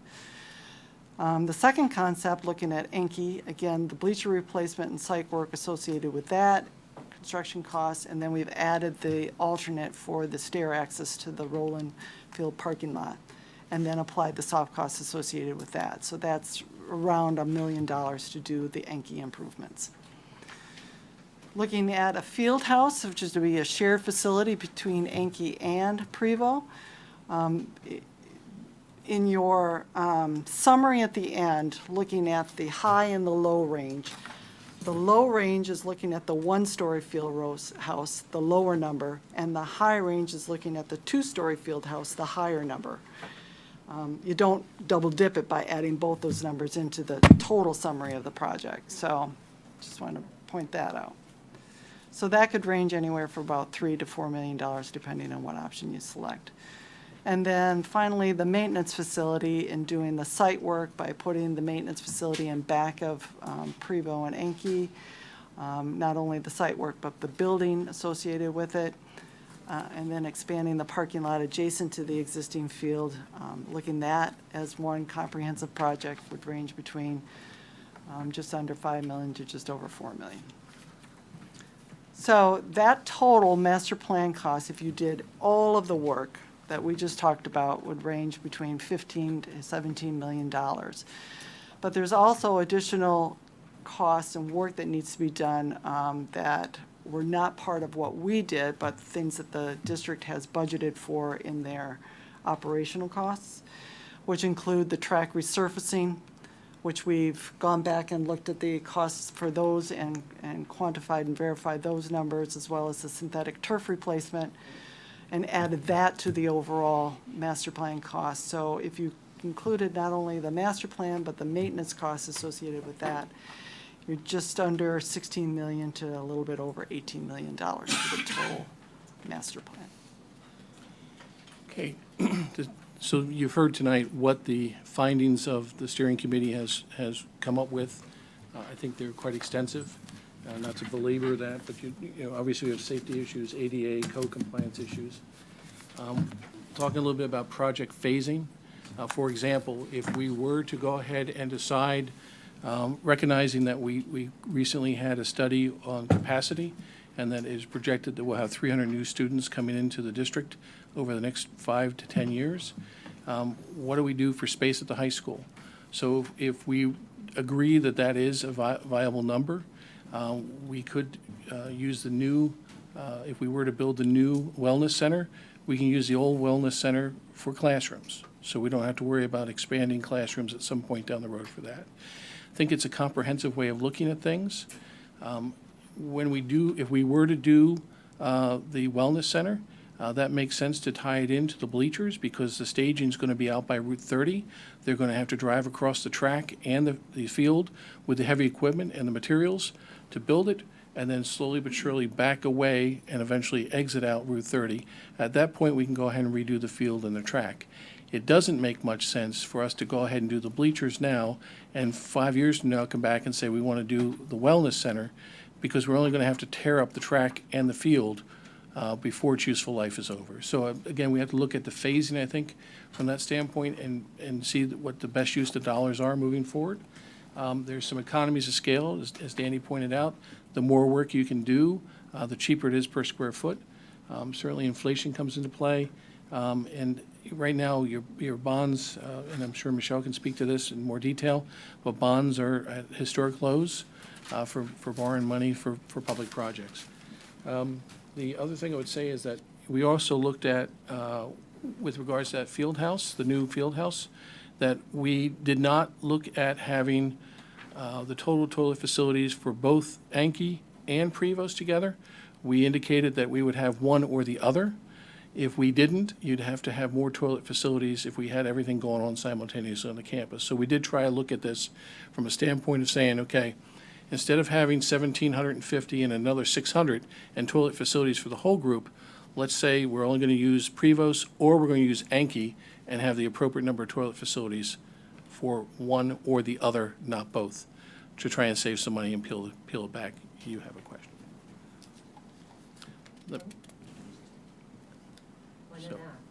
No, I'll wait till the Okay. questions, but I'm just trying to follow what you were saying. So the next steps are we're asking the board for authorization for the administration to interview design professionals. We want to also take a closer look at the pool and the gym with the air conditioning. That was eye-opening to me when I came back started here, that gym still isn't air conditioned. Certainly that I think we need to look at. Certainly the pool renovations, ADA accessibilities. We talked previously about some of the things I wanted to do with the pool, and I'm going to talk to you a little bit later on with the capital budget about holding off for a year. My fear is as I peel back that onion further, some of the things that we might do this summer might have to be ripped up in a year or two, and I don't want to waste money moving forward. So again, looking at it, we can get by for the next year or so till we figure out what we're doing with the pool, and then come up with a comprehensive plan for the pool too. And understand, that was not part of the scope of their work. That's the reason why it was not addressed here tonight. Danny already talked about the survey information. We're in the process of working with an engineer to determine some issues with the retaining wall, as well as the foundation for the pool. We have some geotechnical borings that still have to be taken care of. And unfortunately, I wish I could say that there were a complete set of prints and diagrams available for these folks, as well for me. But evidently, because of where they were stored in the old middle school and some flooding, some of that stuff was destroyed and thrown away. It would be great to have that, but unfortunately, we have to kind of reinvent the wheel a little bit moving forward. The other thing we need to drill down a little bit further is to find exactly what type of approvals we need from the township. We've had a preliminary meeting with the township. We need to take that further. We also need to look at what we're doing for stormwater management, making sure we have sewer capacity and the like moving forward. So there's some other approvals that we have to do moving forward. I personally would like to thank every member of the committee coming in here basically at the 11th hour, 59th minute. It's great to have such a great group of people together that was so dedicated, that really thought through this process, made my job very easy coming in, made sure that it was very understandable, very easy for me to pick up and try and jump in with both feet. So I really thank the members of the group, and I think there's some of them here, if you could stand in the audience tonight. Sue here, Jeff, Chris. So yeah. Thank you very much.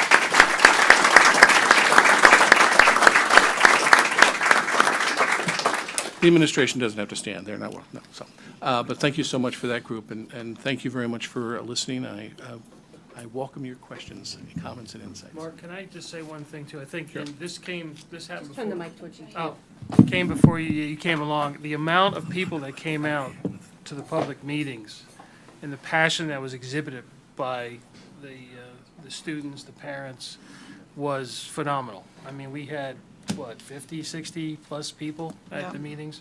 So there is definitely a passion here for within the school district for this. And I think before you ask questions, one of the things that I realized when we had initially, the committee had saw the figures for this, there was sticker shock. And you're like, oh, what? Say what?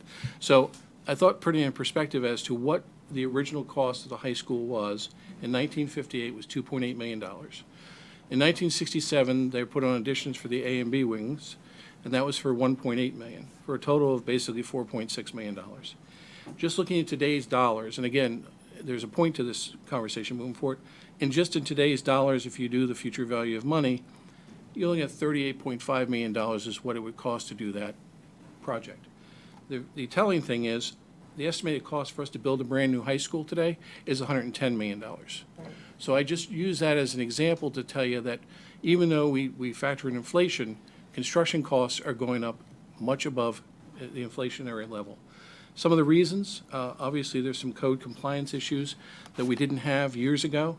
You know, back in 1972, that's when Title IX came into play. That wasn't considered back when they did the original high school. ADA came into play in 1990, and that certainly has continued to morph, as it should, as technologies move forward, as we have a better understanding of accessibility, what is involved in accessibility. I think it will continue to evolve. You currently have the Act 36, the Uniform Construction Code of Pennsylvania, and of course, the other factor that we come into is the lowest rate of unemployment since 1969, reportedly. You have other issues that are involved. Years ago, you had a steam boiler, and if it was too hot, you opened the window. If it was too cold, you shut the window. Well, today we have basically a computer run in every classroom. So there's technology involved in HVAC that was never around before. We never really considered security cameras when I was a kid. They weren't around, but today you have to have them, unfortunately. Building access was a key. Well, now we have to have a card access system, electronic access system, and tracking. Energy efficiency, if you remember, for myself, when I was a kid, and for many people in the audience, your great-grandparents, their house, that, you know, when the wind blew, the drapes blew, and, you know, that was the building envelope. Well, today the building envelope is very tight, which causes all types of indoor air quality considerations for HVAC systems. And years ago, when you wanted to turn the lights on and turn them off, you used a switch. Now, unfortunately, current code says we have to put in motion sensors to do that. So that's all cost associated with that. The other factor that you run into in school business is there's a limited number of contractors out there that actually participate in school work. There's a couple reasons for that. One, bonding. Two, nature of the business. And more importantly, I think nationwide we have a shortage of skilled tradespeople. So just again, as another perspective on things, just to give you an idea, between Chester County and Delaware County, if we hired an electrician on prevailing wage for this project, the electrician would get $70.99 an hour.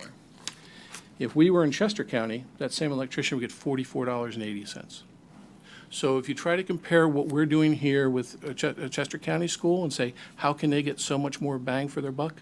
Labor is your major factor here, and I think that's something we have to take into consideration, that we're paying almost, a third or better in labor rates just because of our location in Delaware County. And again, it's because we're in closer proximity to Philadelphia.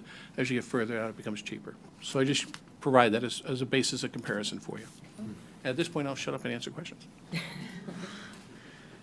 All right. Well, I'd like to thank the committee, everybody that was on it. There's so many meetings that Jeff Bajukas and Sue Addis did. We're not going to get Sue to talk in public, but she works behind the scenes really well. So I'd just like to thank you guys for the amount of time, and obviously everybody here in the room that's come out for this. And with that, we'd like to entertain. I will, fire away with your questions. Thank you all, and thank you everyone who came out tonight. And I know that it's a long time to sit in this room and listen to all this. So one of the things that I heard after hearing all the really compelling data that you've gathered about what the needs are here, I would say 2 months ago I thought that we were going to be talking about the difference between wants and needs. I heard very few wants tonight. I actually am hearing mostly true need. When you factor in safety and accessibility, there wasn't really anything that I heard that was a want. So that's kind of surprising for me, because I thought this was going to be more of a wish list, and it doesn't feel that way tonight, particularly after hearing some people speak. I am mindful of our projections that we may be seeing an increase in student population at the high school, and that has me thinking about this slightly differently, which is, are there some spaces that we are considering utilizing, or that you're considering utilizing for, that we may need for student space, academic learning space, not extracurricular, not sports, but actual academic learning in a few years. So a couple of things that I'm thinking about differently are, well, let me back up. I'm making the assumption we didn't even look at the visitor stand bleachers. Someone told me anecdotally that they are much newer and in good shape. But when I think about utilizing other space on the property, just in the back of my mind, I'm thinking, should we maybe be considering moving all of the facilities that you were considering building for the guest teams, should they be maybe across the field and utilize space away from the building? And then when there's not games and when we don't have visiting teams, it's just not, it's closed and not being utilized. It's not a definite, just, and thinking, is that valuable space we might need at the high school, in the high school building for students in the coming years? So that's not really a question, it's just kind of something to put out there to consider. The other thing the one number that I'm really struck by, that I was surprised at how high it is for the maintenance shed.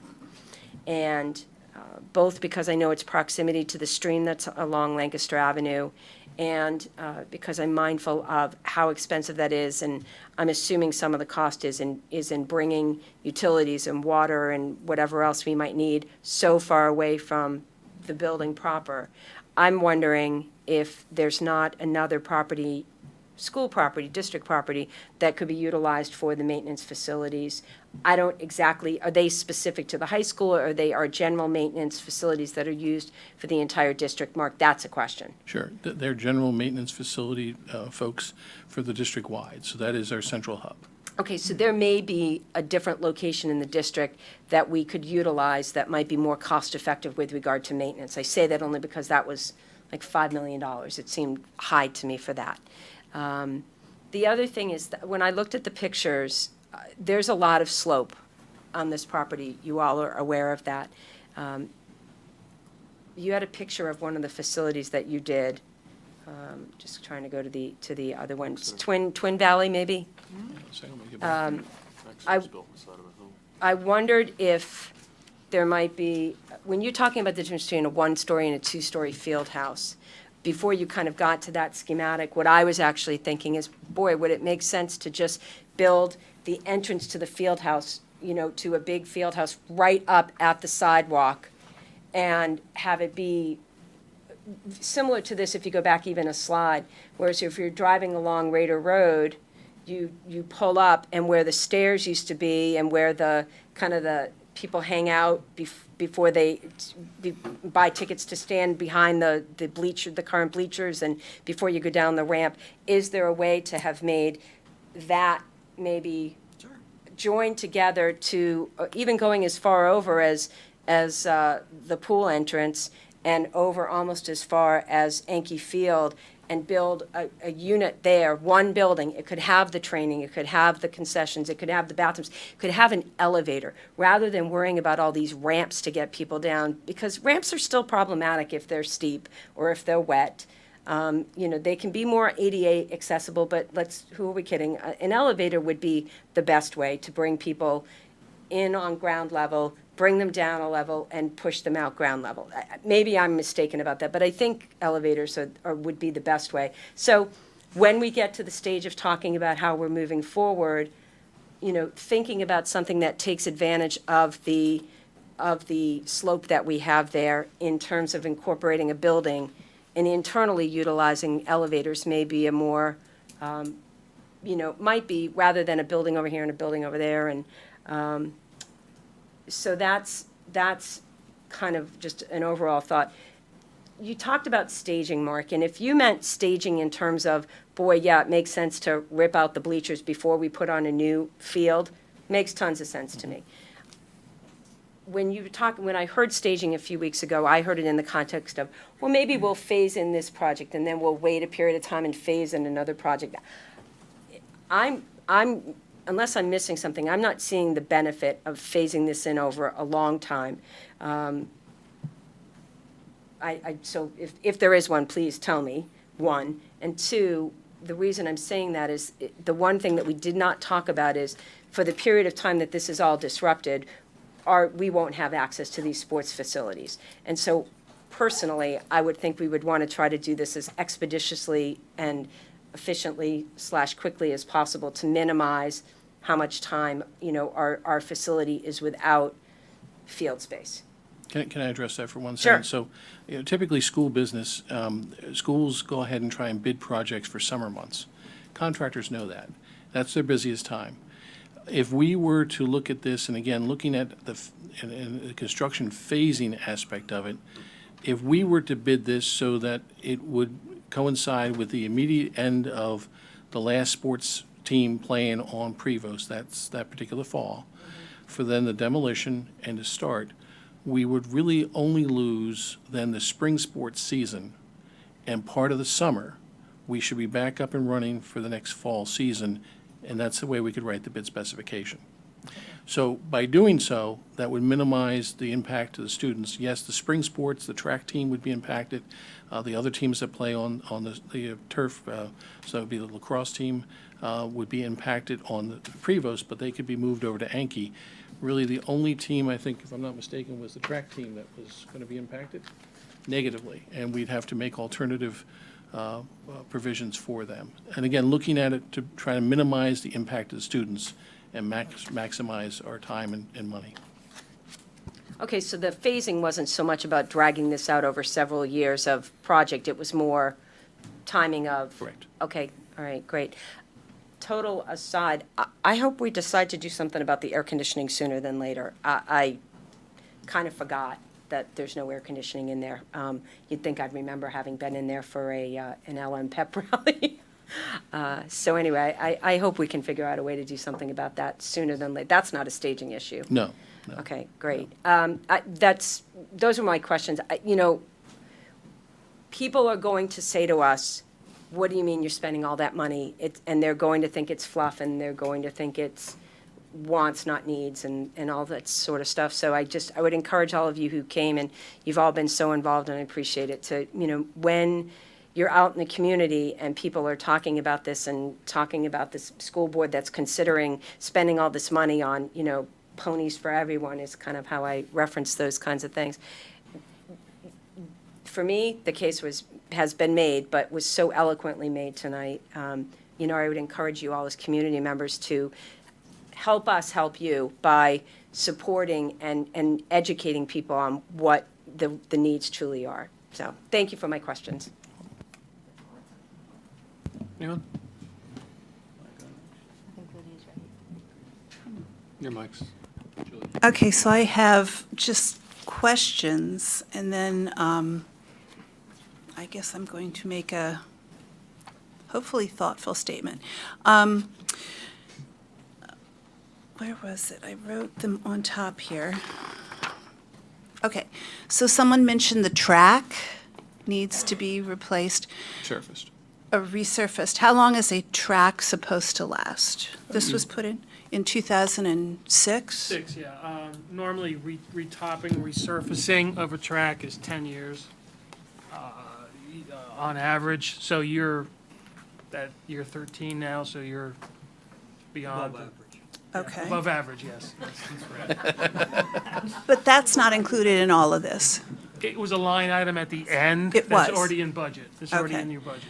Okay. Capital budget. And then the turf on the Anki field is nearing the end of its useful life or not? Prevo. Prevost. Prevo is. Prevo, yeah, sorry. Yeah, it was the same situation there. That's about 13 years. It's normally warranted for 8, 12 years is what you often will get out of it. Then you've kind of reached your point that you really need to consider replacing it. And that's not in here? That's also at the very end. That's on Okay. your existing budget now, capital budget. Okay. And then you were showing a schematic of where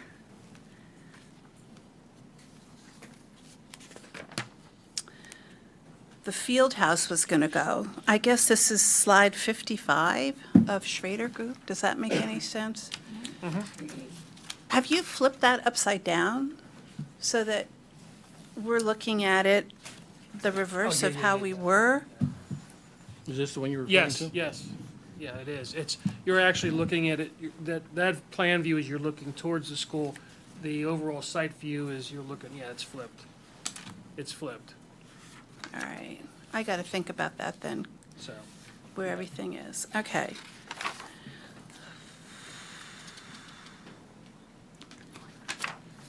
What also might be deceiving on this slide is currently the bleachers go all the way over to the existing concession stand. And by limiting or lowering the number of bleachers to 1,750, we're able to keep that more centered on the field. So perhaps that might be some of the confusion. Existing bleachers go all the way, these are bleachers here, go all the way over to about here. Right. So if you're looking, if you're concession. So looking the- at the school, it's on the right, we're looking at the right-hand side. So there's a smaller, Okay, so you flip this upside down. So when you say the existing concession stand, we're actually talking tennis, not the other. Right. Got it. Okay, so this is tennis. It's also used for other activities. No, but we call it Yeah, yeah, but that's what happens, Tennis because side, we have right. one on each side. Okay, The tennis got court's that. over there, yes. All right. The oh, yeah, no.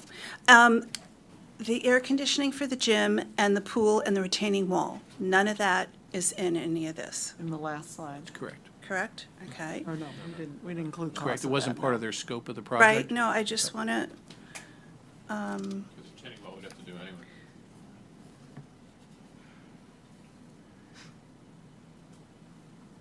the bleachers are structurally sound for 2 more years? Correct. I thought that they were not. The bleachers are structurally sound. So the work that we did, surface work that we did last year makes them sound for 2 more years? I haven't seen an engineering I thought we report were that told- indicated that it was not structurally sound. Okay. And if it was, we'd shut them down immediately. Did we do any work on them, Michelle? Last year? I'm sorry to Yes. pull you in here. There was some work done on those last year. Okay. And again, they are structurally sound. So the bleachers were never declared unsafe or unstructurally sound by anyone. The work that we did, Lydia, was some painting work and some repair Okay. work and some other things like that, but nothing in terms that would make them more structurally sound. Okay. They've always been structurally sound. But by a professional, Correct. Correct. yes. Okay. All right. So, I wish I could be as eloquent as Susan was. I am a person absolutely suffering from sticker shock here. I've been on this board, I'm going on my 11th year. I have sat through some of the most contentious situations I've been in my entire life around this Radnor Township School District budget. Some years, basically being told we have to lay off what I consider essential personnel, like a social worker. One year, I've been through 2 rounds of reduction in staff, which to me cuts at my heart to cut out teachers. And this is mainly due, people who follow, to Act 1. So the state has capped how much we can raise our budget every year. We don't have the discretion to say, this is something Radnor needs, so we're just going to do it. We don't have that option. We absolutely need to be ADA compliant, 100%. We have to do that. I'm not sure we have to have all these other things. You're all very, very convincing. I would love to have those things for you. I sit in a position where I look at the entire community and the needs of every child in this district. And I will tell you, I was on this board when we put in full-day kindergarten. To me, that was one of the most brilliant things we ever did. It's a fantastic program. That was not easy. We had lots and lots of resistance because of the cost of it. And actually, it only cost $500,000 more per year. So I'm sitting here going, we have to balance everybody's needs with a really finite pot of resources. I have to think long and hard about this. But again, I will say we will absolutely, in my book, we have to do the ADA compliance. We have to make our facilities welcoming to people. I guess I'm going to ask if we can try to find a way to do that for less than $17 million. That's kind of where I am right now. So let me, if I just address that. So this is, I want to say, worst-case scenario, per se. I think as we drill this down a little bit further, we certainly can get better numbers that are My hope would be obviously less than what they currently are. But again, this is a high-level conceptual plan and try to factor in as many contingencies as we have. There's some unknowns yet, that retaining wall being one. But I think that, if we can continue to refine this, and that's what we're asking the board to do, is approval for us to hire some design or interview some design team folks to be able to drill this down even further to get you a more solid number. Well, I'm not giving my support to all of this. If we go forward and look at this, I'm hoping that we'll be looking at, different options within that. Yeah, you'll have another couple bites at the apple on this one. You're not approving, I don't want you to misconstrue that you're approving, essentially $20 million tonight for Mark to go out and spend and have a good old time. That's not going to happen. What we're asking for is for us to be able to investigate the bonds and come up with what the costs are for a bond, and then also to interview some design professionals to move forward so we can refine it. That's what we're asking for. At that time, we'll be coming back to the board, obviously, with recommendations and more detail, and hopefully a much more finite number. So just to share with everyone, I was chair of the Facilities Committee when we first started talking about the bleachers, and we were given a $500,000 estimate. And even at that time, the configuration of the board was like, oh, we're not sure we want to spend that. So you can see this is in comparison to the money that we had at that point. Financially, it's no different. Act One is still Act One, and it's less than 2%. So, And some of our discussion that we're going to have, our meeting that actually already started a half hour ago, but since we're all here, it's okay that our board business meeting, we can delay the start of that meeting. I think everybody's really here for that meeting. That meeting, we're going to talk about, and the board is getting used to my buckets, and I don't have colorful buckets for you tonight, but there are different buckets as we talk about, and we can't float a bond for staffing, but we can float a bond for construction. So there is different avenues we have as a district that we can look at, and that's part of that discussion as we look at our budget for which bucket are we using and how are we using that. And so that's part of the consideration we can talk about as we look at that budget, and even the opportunities that we have been putting away some dollars in capital, knowing this project was on the horizon. And originally, a year ago, we weren't thinking about floating a bond. If we consider floating a bond now, that does free up some of those dollars, potentially how we want to look at that for whether it is in other capital areas or we want to look at that to start paying down the cost of the bond. There's a lot of different options we could have there, but those are all discussions, too, that we can continue during the budget discussion. right, all of that remains to be hashed out. I'm just saying, priority-wise, we enter into contracts with our teachers and our administrators. What is the priority of the community? Is it to recognize the talent of the people before our students every day in the school, or is it facilities you did say lots of students use them, but how often do they use them? I mean, there's 6 home games. Yeah, So and- I'm just saying, these are the things that we have to weigh when we look at this. Lydia, your points are, good points. I mean, that's the reality to our budget every year is that, we sit back and, we have to look at, we have to balance all these different priorities each year. And it's everything we have to put in balance, but also as we put those in balance, look at what are those different areas, because we want to provide, not only the best staff, and we want to provide the best experience in the classroom, but we want to make sure that we're keeping our facilities, up and running. So we're responsible to balance all of that. You're right. I just have a couple of questions. One would be the maintenance facility. I would like us to look in to see if we officially have a road opening. We received a road opening permit from PennDOT, that emergency entrance and exit is actually for real and it's live, and it's not just something that we kind of put in and drive back and forth on. If we're going to think about using it as an entrance and an exit to 30, I do have some safety concerns about that, about where it comes out, so that might be something. And I do agree with Susan that the maintenance facility may fit someplace else better. So that, and for less money. I do agree with that. And I also like the idea of moving the building closer to the road, like Susan had said, with an elevator that would go in there, with the bathroom facilities, with everything right there.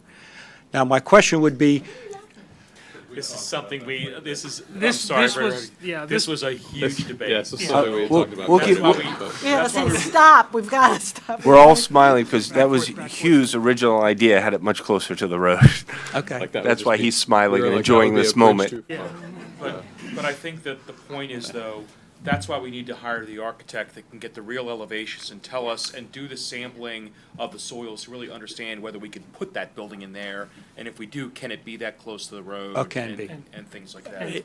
Yeah, I agree with you. And to give you an idea, the base mapping that Mark had talked about with drawing up some of the maps, we had one survey, and in order to locate the existing visitors bleachers, we had to take it off Google Maps.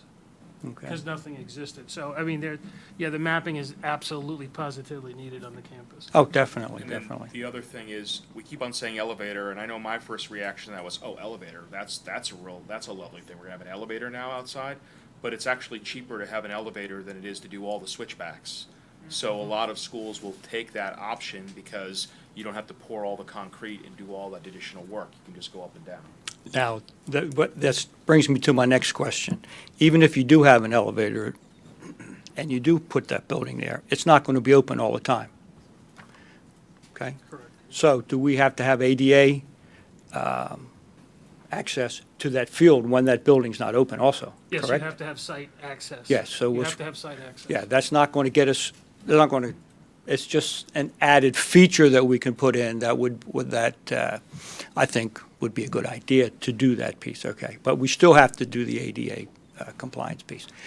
And I think the other piece that I kind of don't share difference of opinion here, but we do provide for our teachers. We do provide for our administration. We do provide for our children, okay? Our charge is holistically to provide an experience, an educational experience for Radnor students that is above anybody else can provide. That's what I'm here to try to do, okay? And I believe, thank you. I went to Radnor. I was there before they built.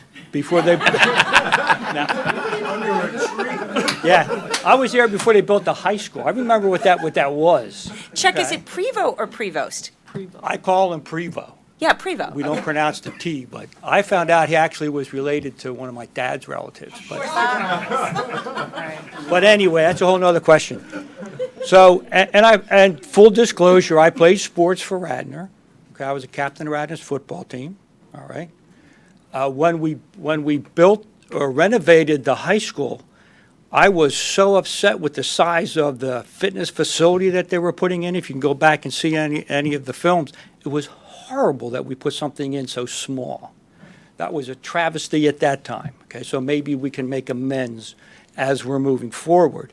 So I think, when I think back of really one of the reasons why I stayed in Radnor and why I graduated from Radnor was because of sports and because of the interaction that I had with other people after the academic piece. Sure, I had academics, okay? Some people, academics will keep you in school as you move forward. Other people, it could be sports, it could be the band, it could be the whatever extracurricular activities, it could be the music, it could be whatever.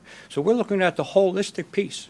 And right now, we have many people who I think will benefit directly with this. But as you had stated, with the percentage of the people that use it, it's like 70, 80%. And then when you factor in parents, grandparents, and grandparents could live here and pay a lot of taxes here and have paid taxes here for 50, 60 years. And they can't even go on the field to watch a game. That saddens me. It really does. But anyway, I don't think you could be in more support of a plan like this, except for I would think maybe Mr. Brooks might only because he's looked at it from a point of view of a more professional look than I have. I'm a little bit emotional with when I'm looking at this. These are some things, but I also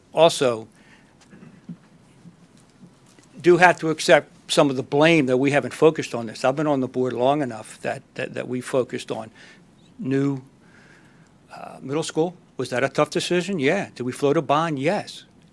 The new Radnor Elementary School? New? Yes, we did that. The high school renovation? Yeah, we did that. So we have done a lot for the academic program. And if we do move the maintenance piece someplace else or out into the yard behind the away bleachers, there's rooms that the maintenance department takes up now that could then access for classrooms. Correct. Yeah. Plus. And the wood shop. Yeah, and a wood shop for Mike. But, and then we can have the ADA parking right there. So I see it as we're moving forward, we'll kind of look at some cost engineering and come back. And I think we've worked before with Danielle, right? On other projects. Yeah. You've been here before, so she knows the routine here. So therefore, I would like to see us start tomorrow. Let me just answer your first question. If I could just answer your first question, which was about the ADA, the emergency access. We currently have a occupancy permit for emergency access. Yes, we will have to modify that in order to have that system in place, but that's one of the things we have to further develop approvals. Exactly. But I'd like to see that Yes. before we go too far. And I guess the other piece would be the retaining wall. Wouldn't we have to do that before we, I mean, when you talk about phasing, Yes, that's going to have to be done? yes. Before you put up bleacher one, yes. Okay, gotcha. So we'll know You what gotta that. rip down what's there. I mean, you know. You Oh, gotta, right. If you can do it at the same time, it might well, I be mean, more you have cost to, 'cause effective. that's the thing. Yeah, You gotta go. Yeah, You gotta rip out what's there now to get to the wall behind it to make sure the pool doesn't fall into the track. true, so true, yeah. That means you got, Right. I don't know, 1.5 pounds of water. Oh, I know, yeah, okay. Thank you. Any other board members? I have a bunch. Julia? Yeah, go ahead. This is in no particular order. First, I'm actually going to say I wish you had put in more plans to make the budget even bigger for traffic control. The board knows it's a big issue for me. I don't mean, oh, it's annoying to be in line. I mean safety, real issues going on. And it's really disappointing to see so much thought, so much work going on, and we're not looking so much at this major problem that we have at the school from, 2:30 on until 10 o'clock at night. I mean, and it's scary. So appreciated seeing that plans for those stairs going down. But my God, this is the time. I mean, I don't want to look back and say, oh, we really should have thought about how to be safer back then. Like, now's the time. I actually want to see you pile on more if we can, because now's the time. You could increase the scope.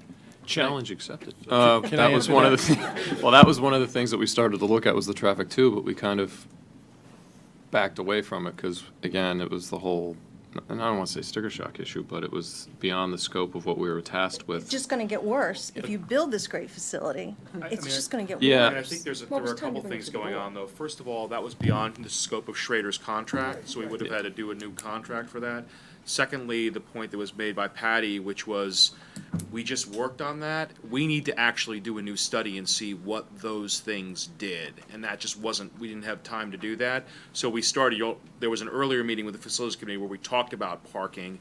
There are a couple things that we're addressing on parking. One is making more parking and more ADA accessible parking closer to the building by moving maintenance. The other part is making that far side of Prevost actually accessible. So if you want to drop off your kids there, you can use the loop that was built before. People don't use that right now. And then, we've entertained a couple of other ideas like widening Raider Road to have parking on both sides and possibly making it one way. But what we didn't have is the ability to go back and look at all the studies that were done the first time that led you to the decisions you made to do what you did. So rather than delay this process, I mean, you're right, it's a tangled problem. Rather than delay this process, we decided to go forward with this. I mean, I think that there's going to be an opportunity to go back and look at those plans, do a current study, and the reality is there isn't a tremendous amount that you can do to fix it, but there are I think we've learned some things in the last couple of years after the last traffic solution or attempted solution. But I mean, Ken, we had a lot of meetings where Ken came and emails received. I mean, I think we all understood that, and it's a problem I think we're willing to tackle. But it's a different problem that we need to study. Not for a year, but And it may even be a cost-free one. Maybe it's an issue of policies and practices, and as a community, us agreeing to this is the way we're going to behave when we drop off our kids and pick up our kids. But that's the elephant I see in this room right now. Regarding the AC at the gym, I hate to see it thrown in as, this is not Mrs. Goldstein's volleyball kids' problem. This is a major room at the school that every kid uses. I mean, imagine if we had a whole hunk of classrooms that we didn't air condition, and we sent the volleyball team in there on occasion and complained that it was overheating. It's the gym. I mean, can we fold that into something separate? Can that come out of our existing capital budget? I hate to see that thrown in, because I know what it's like to be there in the middle of the night for post-prom, and it's unpleasant. I can't imagine what it's like to take a class there during the day. it's the only gym in Central League that's not air conditioned. So Period. I just hate to see it lumped in here for that. I will say that I hear everything you're talking about, how this is the process, this is a preliminary budget. And I hear the strong case made for all the pieces that are put out together. I hear Lydia saying this is a lot of money. My question is, I hear you saying we're going to go out and look at floating a bond, but it's very hard to talk about this going forward without having an idea of how much money we can be at. I mean, if my husband came to me and said, I'm getting architectural plans, we're building an addition, fixing everything that's wrong with our house, my first question to him would be, well, how much do we have to spend? Not how much it's going to cost, but how much do we have to spend? And until that piece is here, it's very hard for me to say, hey, go with it, this sounds great, because it does all sound great, and we do need it all, but that doesn't mean we can afford it all. It doesn't mean we can actually pay for it all. So I would like to see us get a grip on that sooner than later so we can be more realistic. And while I appreciate it is all, the case was made for everything, if we don't at least prioritize things, I don't want Lucy, I'm getting upset, I'm sorry, I don't want Lucy Hankel to be coming here 5 years from now saying, 5 years ago, you could have done something about it, but you didn't, but we're not going to talk and we move forward with it. Because that's what she had to keep saying. And I hate to see the basic priorities of what we've talked about weighed down by all this wonderful stuff. I think we've lost focus. Not saying we don't need to do it, we should. We have to prioritize. It just has to be done. I'm sorry, Lucy, I really liked listening to what you said. I have some questions with some of the slides, if you don't mind. Sure. Do you have a slide number? Can we start with the one where it had the concepts on it? It looked like this on mine. Sure. 50.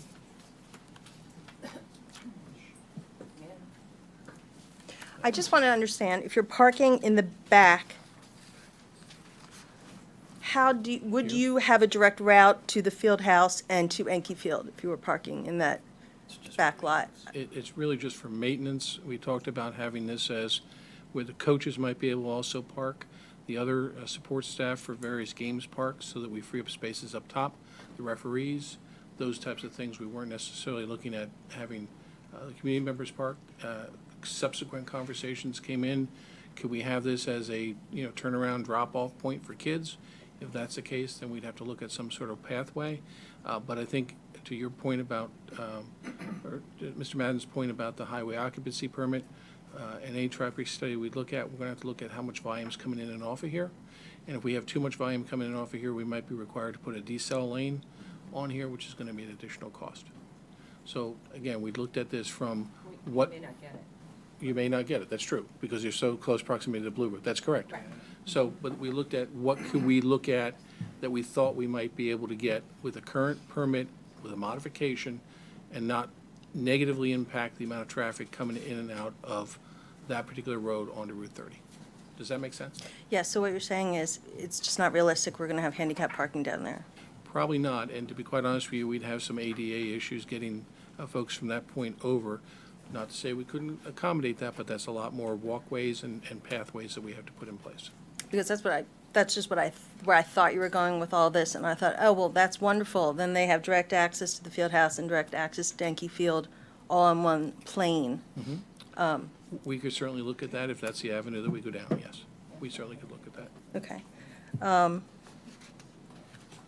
And to Chuck's point, yes, we would need elevator access 24/7. I mean, I don't know why we would put an elevator in for that point. I heard you talk about we would be removing seats by 254. Is that from the home side? Yes, correct, home side. And we're okay with that? Yes, when we looked at it, we felt that there are excess seats on the home side. We're also trying to minimize or put it more towards the middle of the field since it seems to be so oddly placed on the field. We also looked at it from the standpoint of how we can minimize the number of toilet fixtures moving forward and thought 1750 was an appropriate number for our folks on our side. And what do we have on the visitor side, Mike? 1,500? It's like, oh, Hugh has that. I think we did the exact numbers. So the home side number at Springfield, which is being built now, is 1,200. So it'd be 500. It would be Just to give 500 you, less than The the. visitors have 1,479. so you're looking at over 3,000 seats. Okay. And so the ADA seating would be at the bottom level and there's the top level? Is that how that works? Okay. You talked about the tunnel, so it would be easier for the teams to come in and out without going up and down the steps. And what about for all the band equipment? Would that be more easier for them to come and go with all their equipment, or would they still have to navigate down the snake? Go to slide, so it connects to both slides there. There. Oh, go back. Slide. There. You want me to talk a little bit about that? Sure. So my understanding is the band equipment right now comes out of the building from the band room through a double door that they basically take apart right by the maintenance area in that parking lot. So we address this two ways. One, additional on-field storage, so the things that don't have to be brought out can be stored. That would be the function of the current concession stand. And then the ADA ramp that you see on the right would give a more gradual walk down for anything that has to be rolled. So we still don't have, I mean, they're still gonna have to come out that door, but that's where they store the stuff now. So as much as we can get on field without them having to roll anything, will be put there, and then the rest would be much easier coming down that ADA ramp. And it's actually, we flipped it to make sure that would be more easily rollable from, so you can see the handicap parking spots and that whole walkway area there, sidewalk area there, they would come right out there. So is it less of a walk, or is it more of a walk, or is it the same? I'm sorry, I'm not I mean, it's gonna be having- it's gonna be about the same walk, but it's not gonna be the steep issues. So And there- possibly things stored. And then Well, anything that, I mean, my understanding is there's a lot of things they wanna use during the week that they don't want on field level. So whatever they want on field level, we can put on field level, and whatever has to be rolled, can be rolled, but in a much more safe manner down the, So currently, they're rolling it down this steep slope here, coming down, and, you know, if it gets away, this got a lot of momentum coming down. With the ADA ramps, you know, you come down, you level off, you come down, you level off, so it should actually make it a little bit easier to get some of the materials down on the field. Okay. As long as those marimbas can still. That's my biggest concern in my day is the. The back parking lot, were you planning on having visitor buses being able to park there? Because that has been a huge problem. if you're talking about the parking lot behind the visitors' bleachers, I think the idea was having visitors' buses be able to get in there if legal, and also referees. So, you know, presumably you could have the team buses and any buses coming from a visiting school, because right now they drop off, they come right through Raider Road, drop off, and then drive out. The football Well, bus gets ideally, there. they drive out. Sometimes they park in the middle of the drop-off area. With the I mean, the football bus, the team bus gets there an hour before the game, so that's usually not a problem, but it's if they bring visiting buses, they'll park underneath the overhang a lot of times. And to your point, you could do not only Prevost Field, but also Anki Field with the bus down there, if we were to have that parking lot down there. Just a question, where do we stand with permeable surface losing surface? What do you expect to happen? That wasn't looked into depth too much because, again, the situation, the documentation that we have and the lack thereof. Anything that would be constructed would have to meet current stormwater standards. But there would be the facilities would have to be designed, or there could be possibly use of pervious paving or something, depending. You also would have to, the geotech will, can you infiltrate? We don't know. That's the testing that needs to be done. Okay. That's all I have. Can I just ask one question, a follow-up, closer to Julia's here? And I think it was, did someone say that we're thinking about putting parking access to the left there by the tennis courts so that you could park? Yeah, right in through there. There is the loop now. Yeah, I know. So what we're saying is if you make that end much more accessible. Right, that's what I heard. And People will use it. you would be able to then. I mean, like we had it's kind of getting away, but where there was an event there, lacrosse play day a couple weeks ago for my one daughter that plays lacrosse, and that was locked. But all of us were driving in. We were told, drive in there, drive down the bus loop, swing around, let the kids out, and then we watched them all the gates were locked. Well, we can fix that. Right, I know, but I'm that's, just saying, if you make that more accessible, more wanna make welcoming that- and all you're that, gonna make then that hopefully ADA people will start parking over there. Yes. People will Right. park at the lower lot. Okay, know. that's what I thought I heard, so that's good. You guys? To the left. Mark, could you point with where we were just talking about? Sure. Absolutely. Here's the bus loop, and here's the ramp in. It's a car loop. Buses car can't- loop, Yeah, it's a Yes. car loop, it's not a bus loop, it's a car Used to be loop. a bus loop. The good old days. Hence Loop Field. Yeah, it's loop, Yes, Mr. Miller.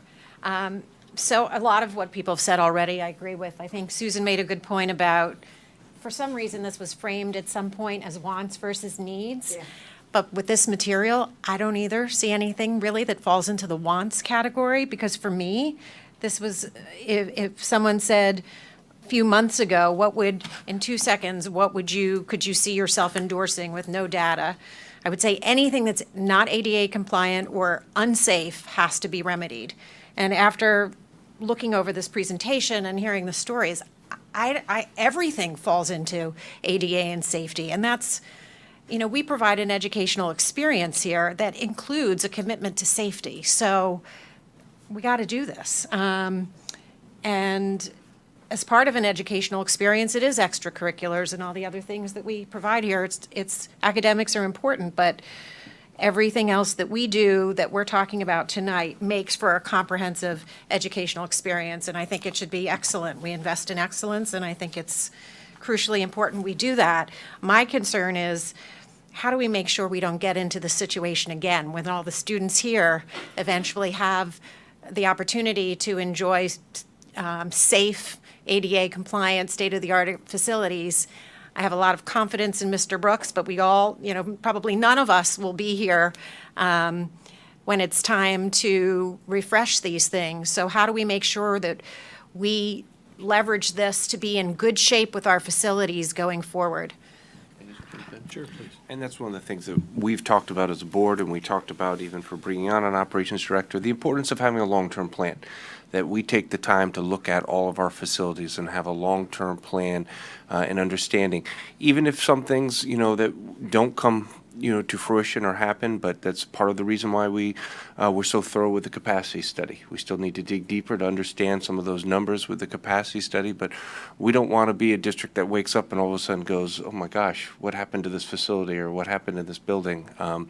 We need to have a long-term plan, and we start putting these things on the horizon, and then each year look at and adjust that plan based on what we see coming on the horizon. So, and with a long-term plan, there can at times be recognition of, these are things that need to be done, but depending on that given year, what things can we afford or what can't we? The other piece we talked about was this building. I apologize to those of you who are sitting on the floor. Mr. Brooks and I were talking about, I said, Mark, where can we go get more chairs from? And he has joked that those are the chairs you're sitting in. He sat in when he was a student here, but though he's a young man. I know, yeah, right. But you know, there are a lot of pieces that we need to look at as a district, and we're developing that more comprehensive long-term plan when we're looking at all of our facilities, and we're going to continue to have those discussions. Okay, well, that's What he said. important. Okay. Time frame, I know that, maybe I missed it, but we have a lot to go through here, and we want to, I think that's probably the consensus of the board, that, you know, if everybody wants to go home, it's 8:30, rest assured, or 9:30, whatever it is, that we want to move on this as soon as possible. But what is there some gist of a time frame? Because we have so many studies and approvals and things to go through. Can you frame that roughly for us? Sure. At this point, I would estimate, and Hugh, jump in here, you're looking at least a year out before we were to break ground. We have a lot of permitting to go through, a lot of conversations, a lot of design work, a lot of engineering work to be able to ascertain a base plan moving forward. So I think a year is a reasonable period. Do you agree with that? Before we can even have the discussion about breaking ground and putting out for bid and getting the project done. And then once you do break ground, like from this conversation forward, are we talking 2 years, 3 years? What could it potentially be before we're ready to do a ribbon cutting? Well, it's, for the full build-out, when you go through the land development process, you're vested for 5 years. So if the district wanted to phase into it, you can. Construction-wise, for six months, I think, some facets of the project. So I'd say a year, 6 months, year to 2 years, we'd be doing ribbon cutting and. So it's saying- not going to be the end of this football season on Prebos. It's going to be the end of the following one, Correct. possibly. To start. That would occupy from November until August. Okay, So we're talking about 2 years. okay, Yeah, 2020, summer 2021 would probably be. okay. I also want to echo what Susan said, which is that, while I think this board is, overall, for the most part, maybe in support of this, there is a larger community out there that wasn't paying attention to this presentation, maybe isn't aware of some of the chronic situations that we're facing. So if the community can help us and continue to help us generate support for doing this, I can't emphasize enough how important that is. So please talk to your friends and neighbors. You are the best advocates for this, far better than we are. So, please help us with that. I think that's really important to tell your stories. They're really compelling and very up close and personal. I wanted to ask also about the Wellness Center. I know that might be a little bit down the road, but I like to think of things done collaboratively and not in silo. And we're doing a wellness study right now. We have a wellness committee. And I didn't really hear what the concept of a wellness center is, and maybe it's too premature to even talk about that. But I just hope that when we, pardon me? Where is that? The Wellness Center? On the, Yeah, it was a whole slide, page. So this area up here.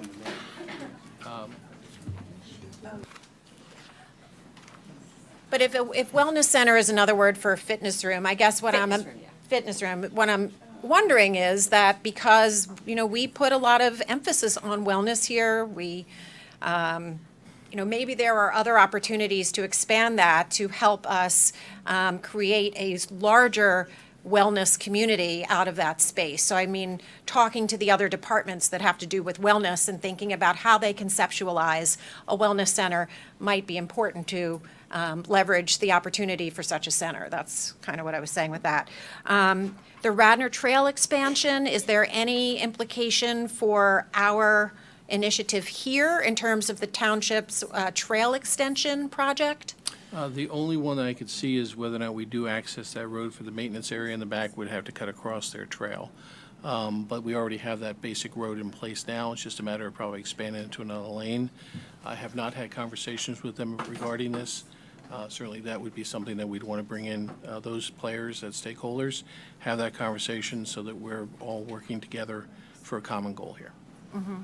I can't hear. I'm sorry. Okay. Sorry, I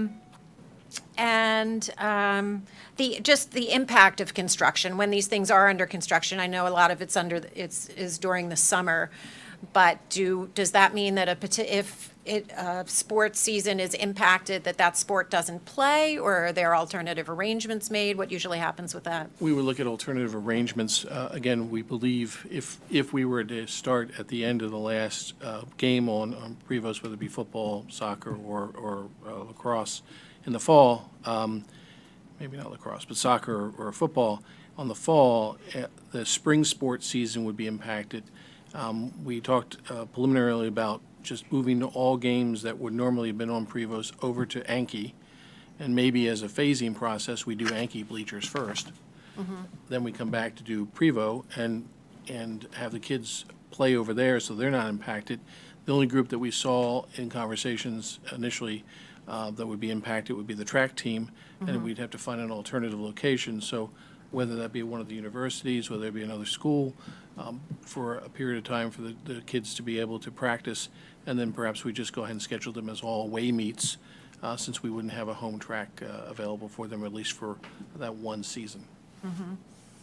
Okay, and then I guess my only other question was the funding, which we'll get more into, and floating a bond and what that really means. It sounds easy to float a bond, but actually that's money that we have to collect from our taxpayers. So at some point laying out what that's going to look like so that, again, the community can help us convince our taxpayers that this extra money that we will need to ask them for will be something that they can speak to really well, because we have to work together as an advocacy community to get this done. So I just think it's incredible, the work that's been done. So thank you to the committee and everybody who's put in a tremendous amount of time, energy, and thought. I thought the board's questions were good. And I'm ready to turn it over to Dr. Babson so we can turn it back to Mr. Miller and he can give the recommendation and we can move on and cover the rest of the items on the agenda for tonight before our next two meetings. So thank you very much. Well, I think pretty much every single question I had has been, every clever question that I had down here has been already posed and answered by everyone. Much to your disappointment, I know you're really, bummed about that. But I just want to make a few, so I was on this, the committee, facilities committee back in the fall when this was all getting going, so it's pretty exciting to kind of see it in full fruition. Great job, guys, steering committee. I think it speaks again to our ability to take a cold look at the dollars and cents, the wants and needs, and to really be careful about this, be really deliberate about it, how we're going to pay for it, et cetera. I mean, there's a possibility that the number could go up, perhaps. But, just to keep in mind that overall, this is something that we obviously need. That facilities have a life cycle. And this is just an opinion, but sometimes I think that many people don't think enough about infrastructure as something that needs to be invested in. And I know that those of you who, travel, let's say, Conestoga or Lancaster Avenue on the daily know that, infrastructure could, always needs improvement, periodic improvement. So just one final thing. I get brochures from my high school in Columbus, Ohio, St. Charles Prep, and every year I get a brochure saying, hey, here's the great things that we're doing at our school. Look at our beautiful facilities. And I have to say, I mean, it's just a mark of pride to see that you have invested that in your school, in your institution, hearing Chuck talk. It's part of your community. People use these facilities. It's part of the experience of being here. And it's a mark of pride. So those are all things to be considered when going forward with a plan like this. So it's very exciting. I think we should all be very excited at the possibility of doing this and really look forward to seeing how things develop. Thanks. All right. Well, Can you just one more, Mike? absolutely. Thank you. Building on the wellness piece, which we're talking about, and our curriculum and our physical education curriculum, we could put that wellness building up in, and spinning is something that is becoming very popular, and fitness for life and different things like that. But it also would give us another facility where we would have our students be able to go to during the school day as part of a class. So we're talking about building something that can be part of the curricular day.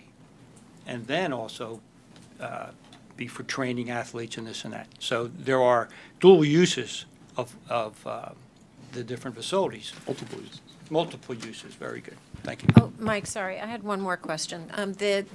You mentioned the 300 more students over the course of 5 to 10 years. So in doing this design, obviously, looking at the future enrollment projections, that's something that's being taken into account as part of the architectural design and scope of the project, right? No, not in a, I will tell you that not in any, again, that was beyond the scope of this feasibility study. The reality was we had the presentation on the capacity study, and as we started to look at these pieces unfold, the opportunity to free up some classroom space at the high school, obviously we see as beneficial. Did we sit down and look at it and said, okay, exactly in 5 years, if that comes to, if that happens, what are the space we need? No, I mean, there's other places, if our high school grows, looking at the size of our cafeteria, there's other things we would need to look at as well. So I don't want to walk away saying, oh, that extra space potentially solves that issue with the 300 more students if that happens. No, it's going to help us with that, and that's the advantage of it. But we need to do some more looking and more studying to understand the impact of that. Yeah, I didn't mean that would solve our potential population growth issues, but I'm just making sure that what we are investing in now does have the capacity to grow with us as we potentially experience population growth. So that has that flexibility to it. And that's part of that concept of having a long-term plan, trying to take into account, where would be, if we needed to in the future, what would be those areas where we'd want to expand, making sure that we're looking at that. Okay. Now I have a 30-minute speech prepared. So, just kidding. I have one question, it's 27 parts, yes. Yes, exactly. No, I'm sorry about that. I'm for this. I actually agree with Julia, and a couple of us were chuckling during this question and answer period with the rest of the board because a number of us came in and were like, well, if we're going to, I've been saying my mantra since this started was if we're going to do it, we do it right. We're going to get one shot to do this. And if we're going to take the one shot to do it, we should do it right. Do the whole thing or don't. I mean, I jokingly say that we call this the bleacher committee, but this is morphed into they screwed it up in 1999 and we're fixing it committee, or they didn't do enough because I've told some of you, they've only did the front half of the school. They demolished the part where I went to school and the back half of the academic wing. And I mean, if you open the art room, I mean, Mr. Bechtel loves when I say this. When you open the art room, it's the exact same room. That I graduated in '93. Like the shelves on the wall where you dry your paintings are the same ones. And the courtyard and the cafeteria, I mean, all that's new. The pool's the same pool. I spent too much time in. The bleachers, all it's the same. So we have one shot to get this right, and I hope we do it right because if not, people are going to be talking about us in 20 years. No. So, with that, unless Super Ken has something to say. No, and so I think as part of that, if that's our, that we need from the board is some direction then to move forward, to engage and look for, the architects to work for, to start developing those, professional designs that then can zero in on some of the options and zero in on the costs. So Yes. that's step one that we would need permission to move forward with.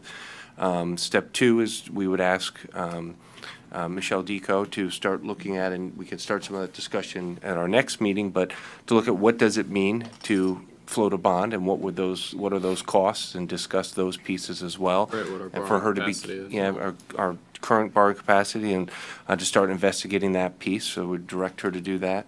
And then additionally, we can, set up some tours for board members, so as we're looking to engage in architects, we can also have some, tours for board members to look at the whole area as well. Yeah. And so the direction you're looking for us is to go ahead and do those next steps. So I believe we're ready to do that. I mean, I got a yes from Chuck. Now, because it's a committee meeting, it doesn't need to be a resolution, or just No, it's needs to just- be board direction, consensus. Okay. We have a consensus, 1, 2, 3, 4, 5. Oh, yeah, no, definitely. Yeah, And you've got a, Specifically, what am I agreeing to? just to direct them to take the next steps. That's a good question. To Yeah, engage. $20 million. I know we're not, but, Yeah, but yeah. again, I'm okay with going forward, but not without figuring out how much we can actually afford. part of it. Yes. And I'm really, let's talk about how much we can pay back in the loan. I mean, we can't, there is a ceiling. Yeah. So I just want to make sure we're doing those at the same time. Yes, that's what we're directing them to do. Yeah, we're also directing Michelle to look into the bond piece, to put it all together for us, so we'll see how everything fits together. Okay. Yeah, yes, so we want to be able to move forward to engage, architects to move into the next phase, to start looking at these concepts now and move these concepts into an actual design phase. And then those will be shared with the board, and we're going to have discussions about those designs. There's going to be obviously adjustments and changes. There's going to be things that are going to have to be flushed out of these concepts. Go ahead, did you want to? So, Go ahead. I think you have the consensus to go ahead with your next steps, so, and. What am I missing? Nothing. Nothing. There's nothing. And so you have the direction from us to go ahead and do that. And I'm going to change up the order of our agenda, considering that there's a whole bunch of people here that want to speak that need to leave either due to homework or the Sixers game. So I would like. Hopefully in that order. Yes. Absolutely. Absolutely. So I want to thank you all. Thank you. And then I want to move right to public comment, and then we'll come back and do the other two. You can get it. You can just run it. Public comment. So we're gonna do public comment now, and then we're gonna come back and do the two budget items real fast, because they're not gonna take long, but I wanna make sure the kids that are here can speak. So, We're not even talking about the budget for next year until 9:30 at night. We may not Lydia, have a we may not People get to might it till just be 9:30, I happy. mean, I know, this is But- like, I can have whiplash night. so, I can't adjust that fast. No, we do have someone. so if you have public comment, you can sign in over on the side there, and come on up, and welcome.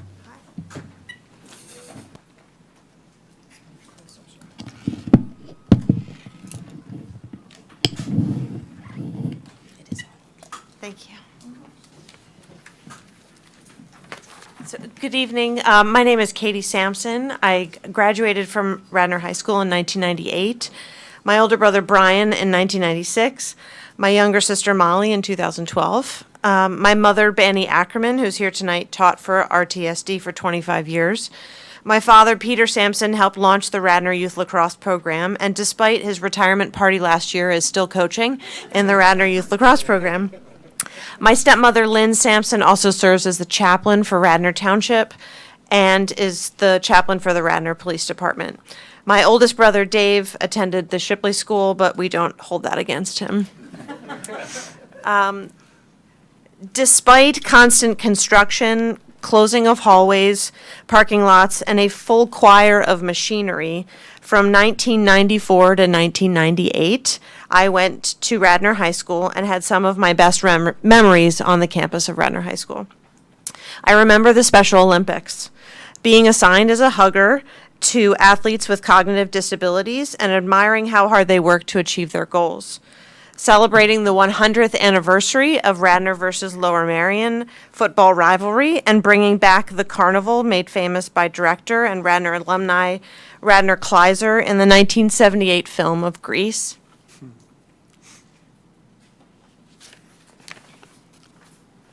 Many lacrosse games I played as a goalkeeper for the girls lacrosse team on Anki Field, and the number of laps we had to run if we left any trash on the field after practice. Being the photography editor of the yearbook and exploring every aspect of the campus, inside and out, all of the activities, the events that defined our time at Radnor. And my favorite memory of American history class was Sam Holt, who taught me about the Vietnam War, the Civil Rights Movement, and the constant struggle that many veterans with disabilities felt after returning home to a world ill-suited to fit their needs. Little did I know that 20 years later, I would be making the case for those same principles in my daily life and the lives of many people with disabilities. After graduating from Radnor High School in 1998, I went on to attend Middlebury College. And the winter of my sophomore year, I broke my neck in a sledding accident, which rendered me paralyzed from the chest down. The community of Radnor Township, along with other friends and family, joined together to provide much-needed emotional and financial support in those first trying years after my accident. The Katie Sampson Lacrosse Festival was born out of necessity to support me through the most intense and difficult initial stages of rehabilitation and reintegration. The early years of the Katie Sampson Festival actually took place at Haverford School. I began to lead a more independent life and recognized the importance of quality of life programs for myself and others with spinal cord injury. Not just adaptive sports like wheelchair rugby and tennis, but therapeutic horseback riding, driving lessons, and art making. I wanted to bring that awareness back to my community. I wanted the Radnor community and the lacrosse community to continue to support others like they had supported me. I remember feeling so much pride the first year we held the girls' side of the lacrosse festival at Radnor High School. We knew we could never go back. I am extremely grateful for the continued support the district has provided to put Radnor High School on the map as the largest high school lacrosse festival in America. What better way to educate our high school lacrosse players, their families, coaches, and the greater community about who they were fundraising for than highlighting some of those opportunities for people with disabilities actually at the festival. This invitation has been given and granted to a group of dedicated wheelchair athletes from McGee Adaptive Sports Program over the past 13 years. And yet, when they come to join the festivities, they are segregated to a parking lot on the King of Prussia side of campus, King of Prussia side of campus with rented accessible porta potties and limited access to any field on campus, especially Anki and Prevost. Can they comfortably view a lacrosse game? Sure, on a sidewalk through a fence. Can they volunteer as a field marshal on the sidelines? Not without some careful maneuvering and a dry day. Can my dear friend and fellow alumni Becky Bradbeer sit in the stands with fans in the stadium? No. The irony that KSF has been promoting opportunities for people with disabilities on campus that physically discriminates them from full integrated experience is not lost on me. It's time we became inclusive. It's time we moved forward. Excuse me. For the students who have a cognitive disability, who have always wanted to be the manager of a baseball team or a basketball team, the physics teacher who wanted to perform experiments using the stadium outside of the inside structured classroom, or the grandparent that always wanted to watch their child in the marching band. Access matters to them, and it should matter to all of us. By taking the lead on the development of a fully accessible facility, Radnor becomes a model venue for all future events, not just the Katie Sampson Foundation Lacrosse Festival. It sets the standard of excellence in the area of access for people with disabilities. I strongly believe that disability is actually a product of design rather than diagnosis, and that good design creates a more accessible world. I'm not asking you to change the world. I'm asking you to change the lives of students, faculty, alumni, and all future guests that come to Radnor High School who have a human right to be included. Thank you.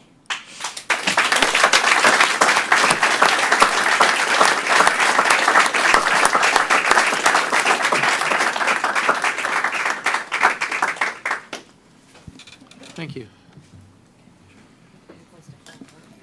Thank you. It's working. Okay. I'm going to try to consolidate what I have prepared just because it's getting a little late. I've had 2 AP exams tomorrow, so and it's the Radnor way, so let's get moving. As a senior at Radnor High School, every day I get the opportunity to walk through the great front doors of an institution that strives to be great. We boast a 99% graduation rate. We offer 27 AP courses, and over 90% of our senior class will go to a four-year college institution this year. All these accolades have led U.S. News to rank us number 3 in Pennsylvania high schools, something we take pride in. As an athletic institution, Radnor boasts comparable accolades. Just this year, the football team won their first playoff game in the program history, and the boys soccer team made it to the state championship. As an athlete and spectator, I can tell you that there is something special about going to a Radnor sporting event and seeing almost the entire student body participate in making an awesome community event. From the band to the spectators to the players and coaches. But notice that I use the word almost the entire student body, because at Radnor, though we have pride in ourselves and we pride ourselves on inclusion, every fall Friday night, every spring Tuesday, Thursday night, we exclude those with serious physical disabilities from enjoying the epitome of Radnor pride. We pride ourselves on excellence, yet every time we host a game, we let spectators see a run-down stadium with limited bathrooms, broken bleachers, and a dysfunctional snack stand. We cannot hold these high standards on our academic institution and only apply our high standards when it's easy. Our school needs to scream of excellence in all aspects to all visitors and all members of the community. And it's time for our athletic facilities to do the same. And I think that we could sit here and we could worry about, is it really in our financial realm? Is it really something that we can achieve? But I think if we're too small-minded and we're too nearsighted, and we're too afraid to think big, as we're taught to every day in school, I think we are going to make the same mistake they made in 1999. We're going to make a facility that just it doesn't satisfy the needs. In 10 years, it's going to be obsolete. And I think it's time we make a 20-year plan. We look to the future. We think big. If we think big in this issue and in this project, and decide to really do it right, we will do it right, and everyone in the community and in the school will benefit from it. Thank you for listening to me, and actually, I don't think I gave you my name. I'm Ryan Berniker, senior. I'm a captain for the lacrosse team. Thank you. Thank you.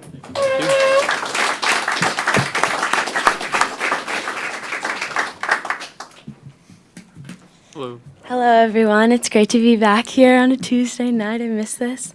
I'm Meredith Webb, and I had the opportunity of serving on this committee last year as a student liaison, so I'm familiar with these long meetings. But I think that a lot of the students here came to emphasize the importance of many aspects of this project. There are priorities that need to be made. The ADA compliance is the top one. The bleachers, making them stable, that is very important. But there are things that should not be overlooked, like the wellness facility. I play field hockey, track in the winter, and track in the winter and spring. And when the JV lacrosse team is practicing on Prevost, the middle school track team comes to practice. The boys and girls track teams are practicing on the track. It gets crowded. And then when the girls or the boys go to use the wellness facility that we currently have, it's taken up by the entire boys lacrosse team, and then we are limited to running stairs or doing ab workouts in the hallway while janitors are trying to clean up from the end of the day. So that's something that really isn't a want, and I just hope that that's a need, and I just hope that the committee and the administration can see that, because as students, I believe that we are the ones who can distinguish what our wants and what our needs because we go through it every day. And as administration, it might be easy to see some things as like being extra, but like being an extra need, but or an extra want. But the students know what we need, and as we go through it every day. And as a senior, these past 4 years, I've seen what the problems are. I was on that middle school track team, and we came to the high school, and there was no room for us. And then we went up to the basketball area outside and did stretches for 2 hours. And so there needs to be additional facilities for athletes because Rounded produces well-rounded students, and there are millions of studies about the importance of athletics and exercise on academics and how that affects performance in the classroom. So I think that goes without saying. But and I just hope that everyone realizes that this does not just affect the niche of high school students that go on to be D1 athletes with scholarships. This is the students that, the elementary school students that come to the high school to play rec soccer, and there's so many other people in the community that are affected by these renovations if they're made. So it does benefit the whole community. It's not just the high school athletes, it's everyone. And just to the point of the that there are 6 home games, and so how much does this really affect everyone? That's per sport, per season, and then that doesn't even count the practices, the recreational use, the township use of these facilities. So I just really hope that everyone can listen to the voices of the students on this issue, because the athletes, the members of the community, we all use these facilities every day. And I want to thank you for your time and for listening to everyone today. Thank you. Thank you. Anyone else? There's a lot of you, don't be afraid.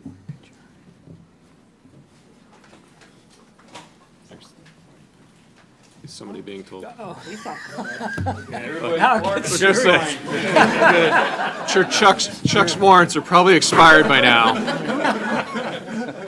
And my stuff's statute of limitations, so we're good. Good evening. I'm Officer Pre, Radnor Township Police Department. I guess you use my address as 301 Ivan Avenue. I'm also the I'm also the men's head. 24/7. Yeah, I am also the men's head crew coach. I had a prepared statement tonight, but I've been sitting in the back doing a lot of crossing off because a lot of the people here have already hit the highlights. I've been with the program for 17 years, 13 years as a head coach, and some of the stuff that I started crossing off is issues that I've seen within the school, within the training facilities and whatnot, and everybody else has kind of tapped into those already, so I'm not going to beat a dead horse here. The team itself, including the girls' team, Coach Margaret Gordon is in the back there. Well, you can come up if you want. Total between the two teams, the boys and the girls team, we have roughly about 100+ athletes per year on a team. I think that makes us almost the largest single sport within the high school. That's almost 1/10 of the current school population. Trying to get training time and working it out either with lacrosse or with football and with everybody else. And like you said, that facility is very small when it was built to begin with. Okay, it's difficult. And both myself and Coach Margaret, we have club programs, which means we do our own fundraising. We have to go outside to like PSC or mainline CrossFit, and we expend almost 1/3 of our budget going outside the school facilities to get training for our athletes. So we're completely on board with supporting this training facility. That's my selfish side. One of the slides that you put up a couple minutes ago, 2 hours ago, showed all the facilities for the practice and the game facilities. Our practices and races are held off-site. Obviously, we need the river. We're outside of the township. Many of our championship races are even out of state. Okay. While it's a necessity, it is also unfortunate because I believe that it doesn't encourage school spirit. Okay. Building a new training facility like this, a much larger training facility, would allow our athletes, along with the other athletes, to train shoulder to shoulder, okay? To push each other to reach new personal goals and establish a little bit stronger esprit de corps, if you will, okay? So I think I speak for both Margaret and myself as we're 100% on board with this, okay?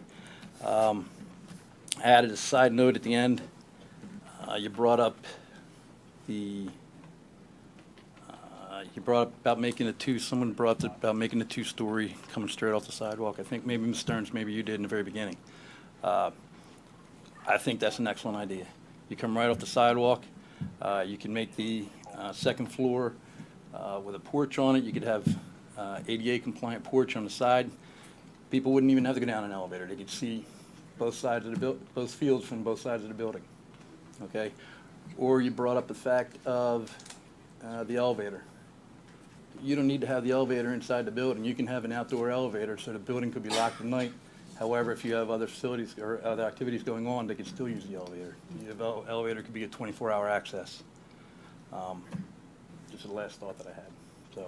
So myself and Coach Margaret were on board with it and appreciate your time. Thank you. Thanks, sir.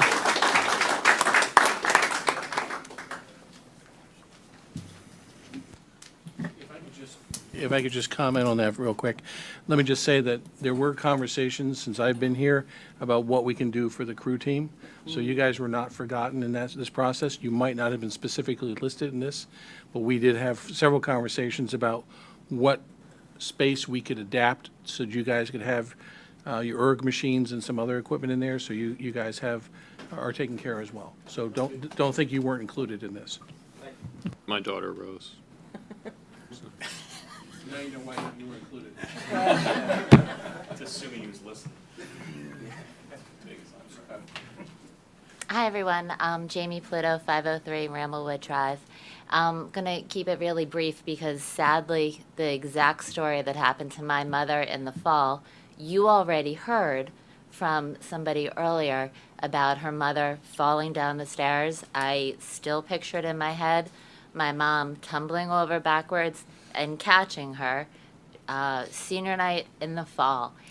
As horrifying, ambulance, the whole thing, as horrifying as that was, it was much more horrifying to learn that that had happened previously and that the community, and not about pointing blame, but that the community, the board, the district, knew that safety was an issue.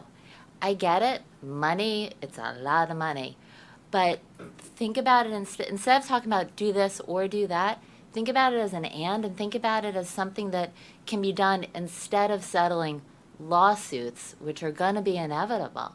When I learned that this was just another one, and it was 2 in the fall, and it happened the year before, and now I heard that it happened to somebody a month or 2, it's unacceptable. ADA, for sure, it's horrifying that we don't have that now, but safety, it's, when we talk about bringing, I believe the number for bringing Anki up and fixing the bleachers was about $1 million. Yeah, my mom is worth $1 million. Any of the little kids who can tumble down the stairs, they're worth $1 million. It's something that needs to happen. The last thing I'll say is the timeline was dreadful to look at, how long it has been in discussion and moving slowly from one piece to the next. Time is of the essence. We got to do it before something really terrible happens. So I would encourage the board to move through these next design, considering the bond, as quickly as possible. Set yourself a goal. I think something that wasn't really tight here was, what's the timeline for this? Like, when's that discussion going to happen? When's the next piece of that? When's your goal date to have a go, no-go? And then you can really have something to work forward to. So, thank you. Thanks, Jamie.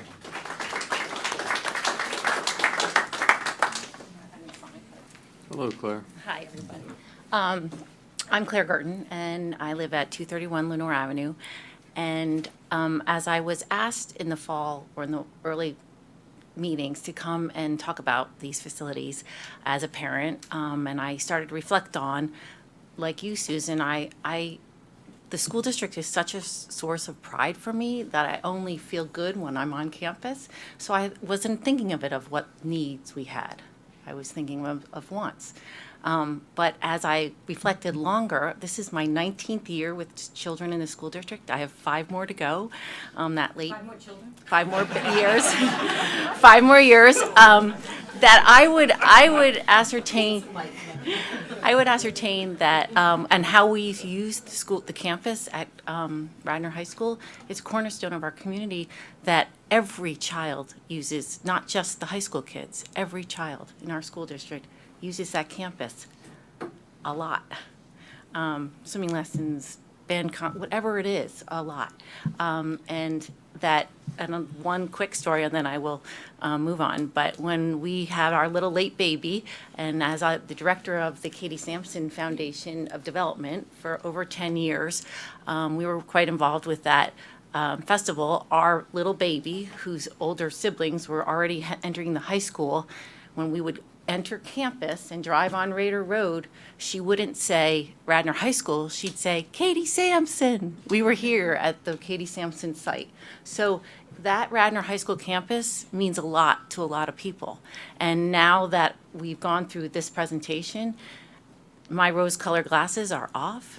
We don't have wants, we have some significant needs. Thank you. Thanks, Claire.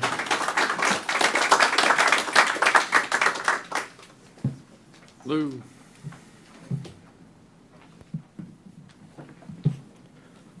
Hello, I'm Patrick Bukas.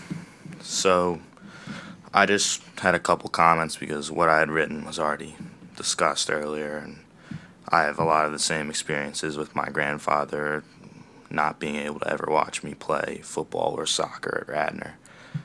And also basketball. The last game my grandfather ever went was in 6th grade in a rec championship. It's the last time he ever watched me play. And my uncle also can't come to any of my games. So, but other than that, I heard Miss Solomon say something about how us as athletes would love to have this, or like she would love to have this for me. And I've watched a couple facilities meetings also, and Mrs. Booker said it, and our student representative Sylvia August said it too. That, like, we should focus more on what we need, but all of these are needs as an athlete. But we're not doing this for us. We're doing this for Radnor.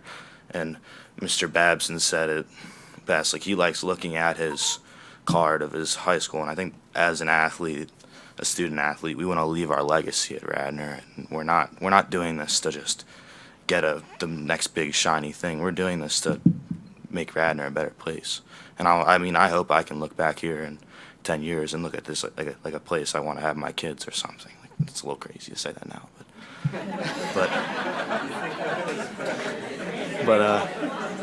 yeah. But yeah, I mean, I'm only a junior right now, but I'm never gonna get any of this, and along with a lot of the people who are here as student athletes, none of them are ever gonna get any of this. And you know, it's unfortunate, but I mean, it's past me now, and now I just want to make sure that the kids coming after me get this, and I want to leave my legacy here. So. Thank you.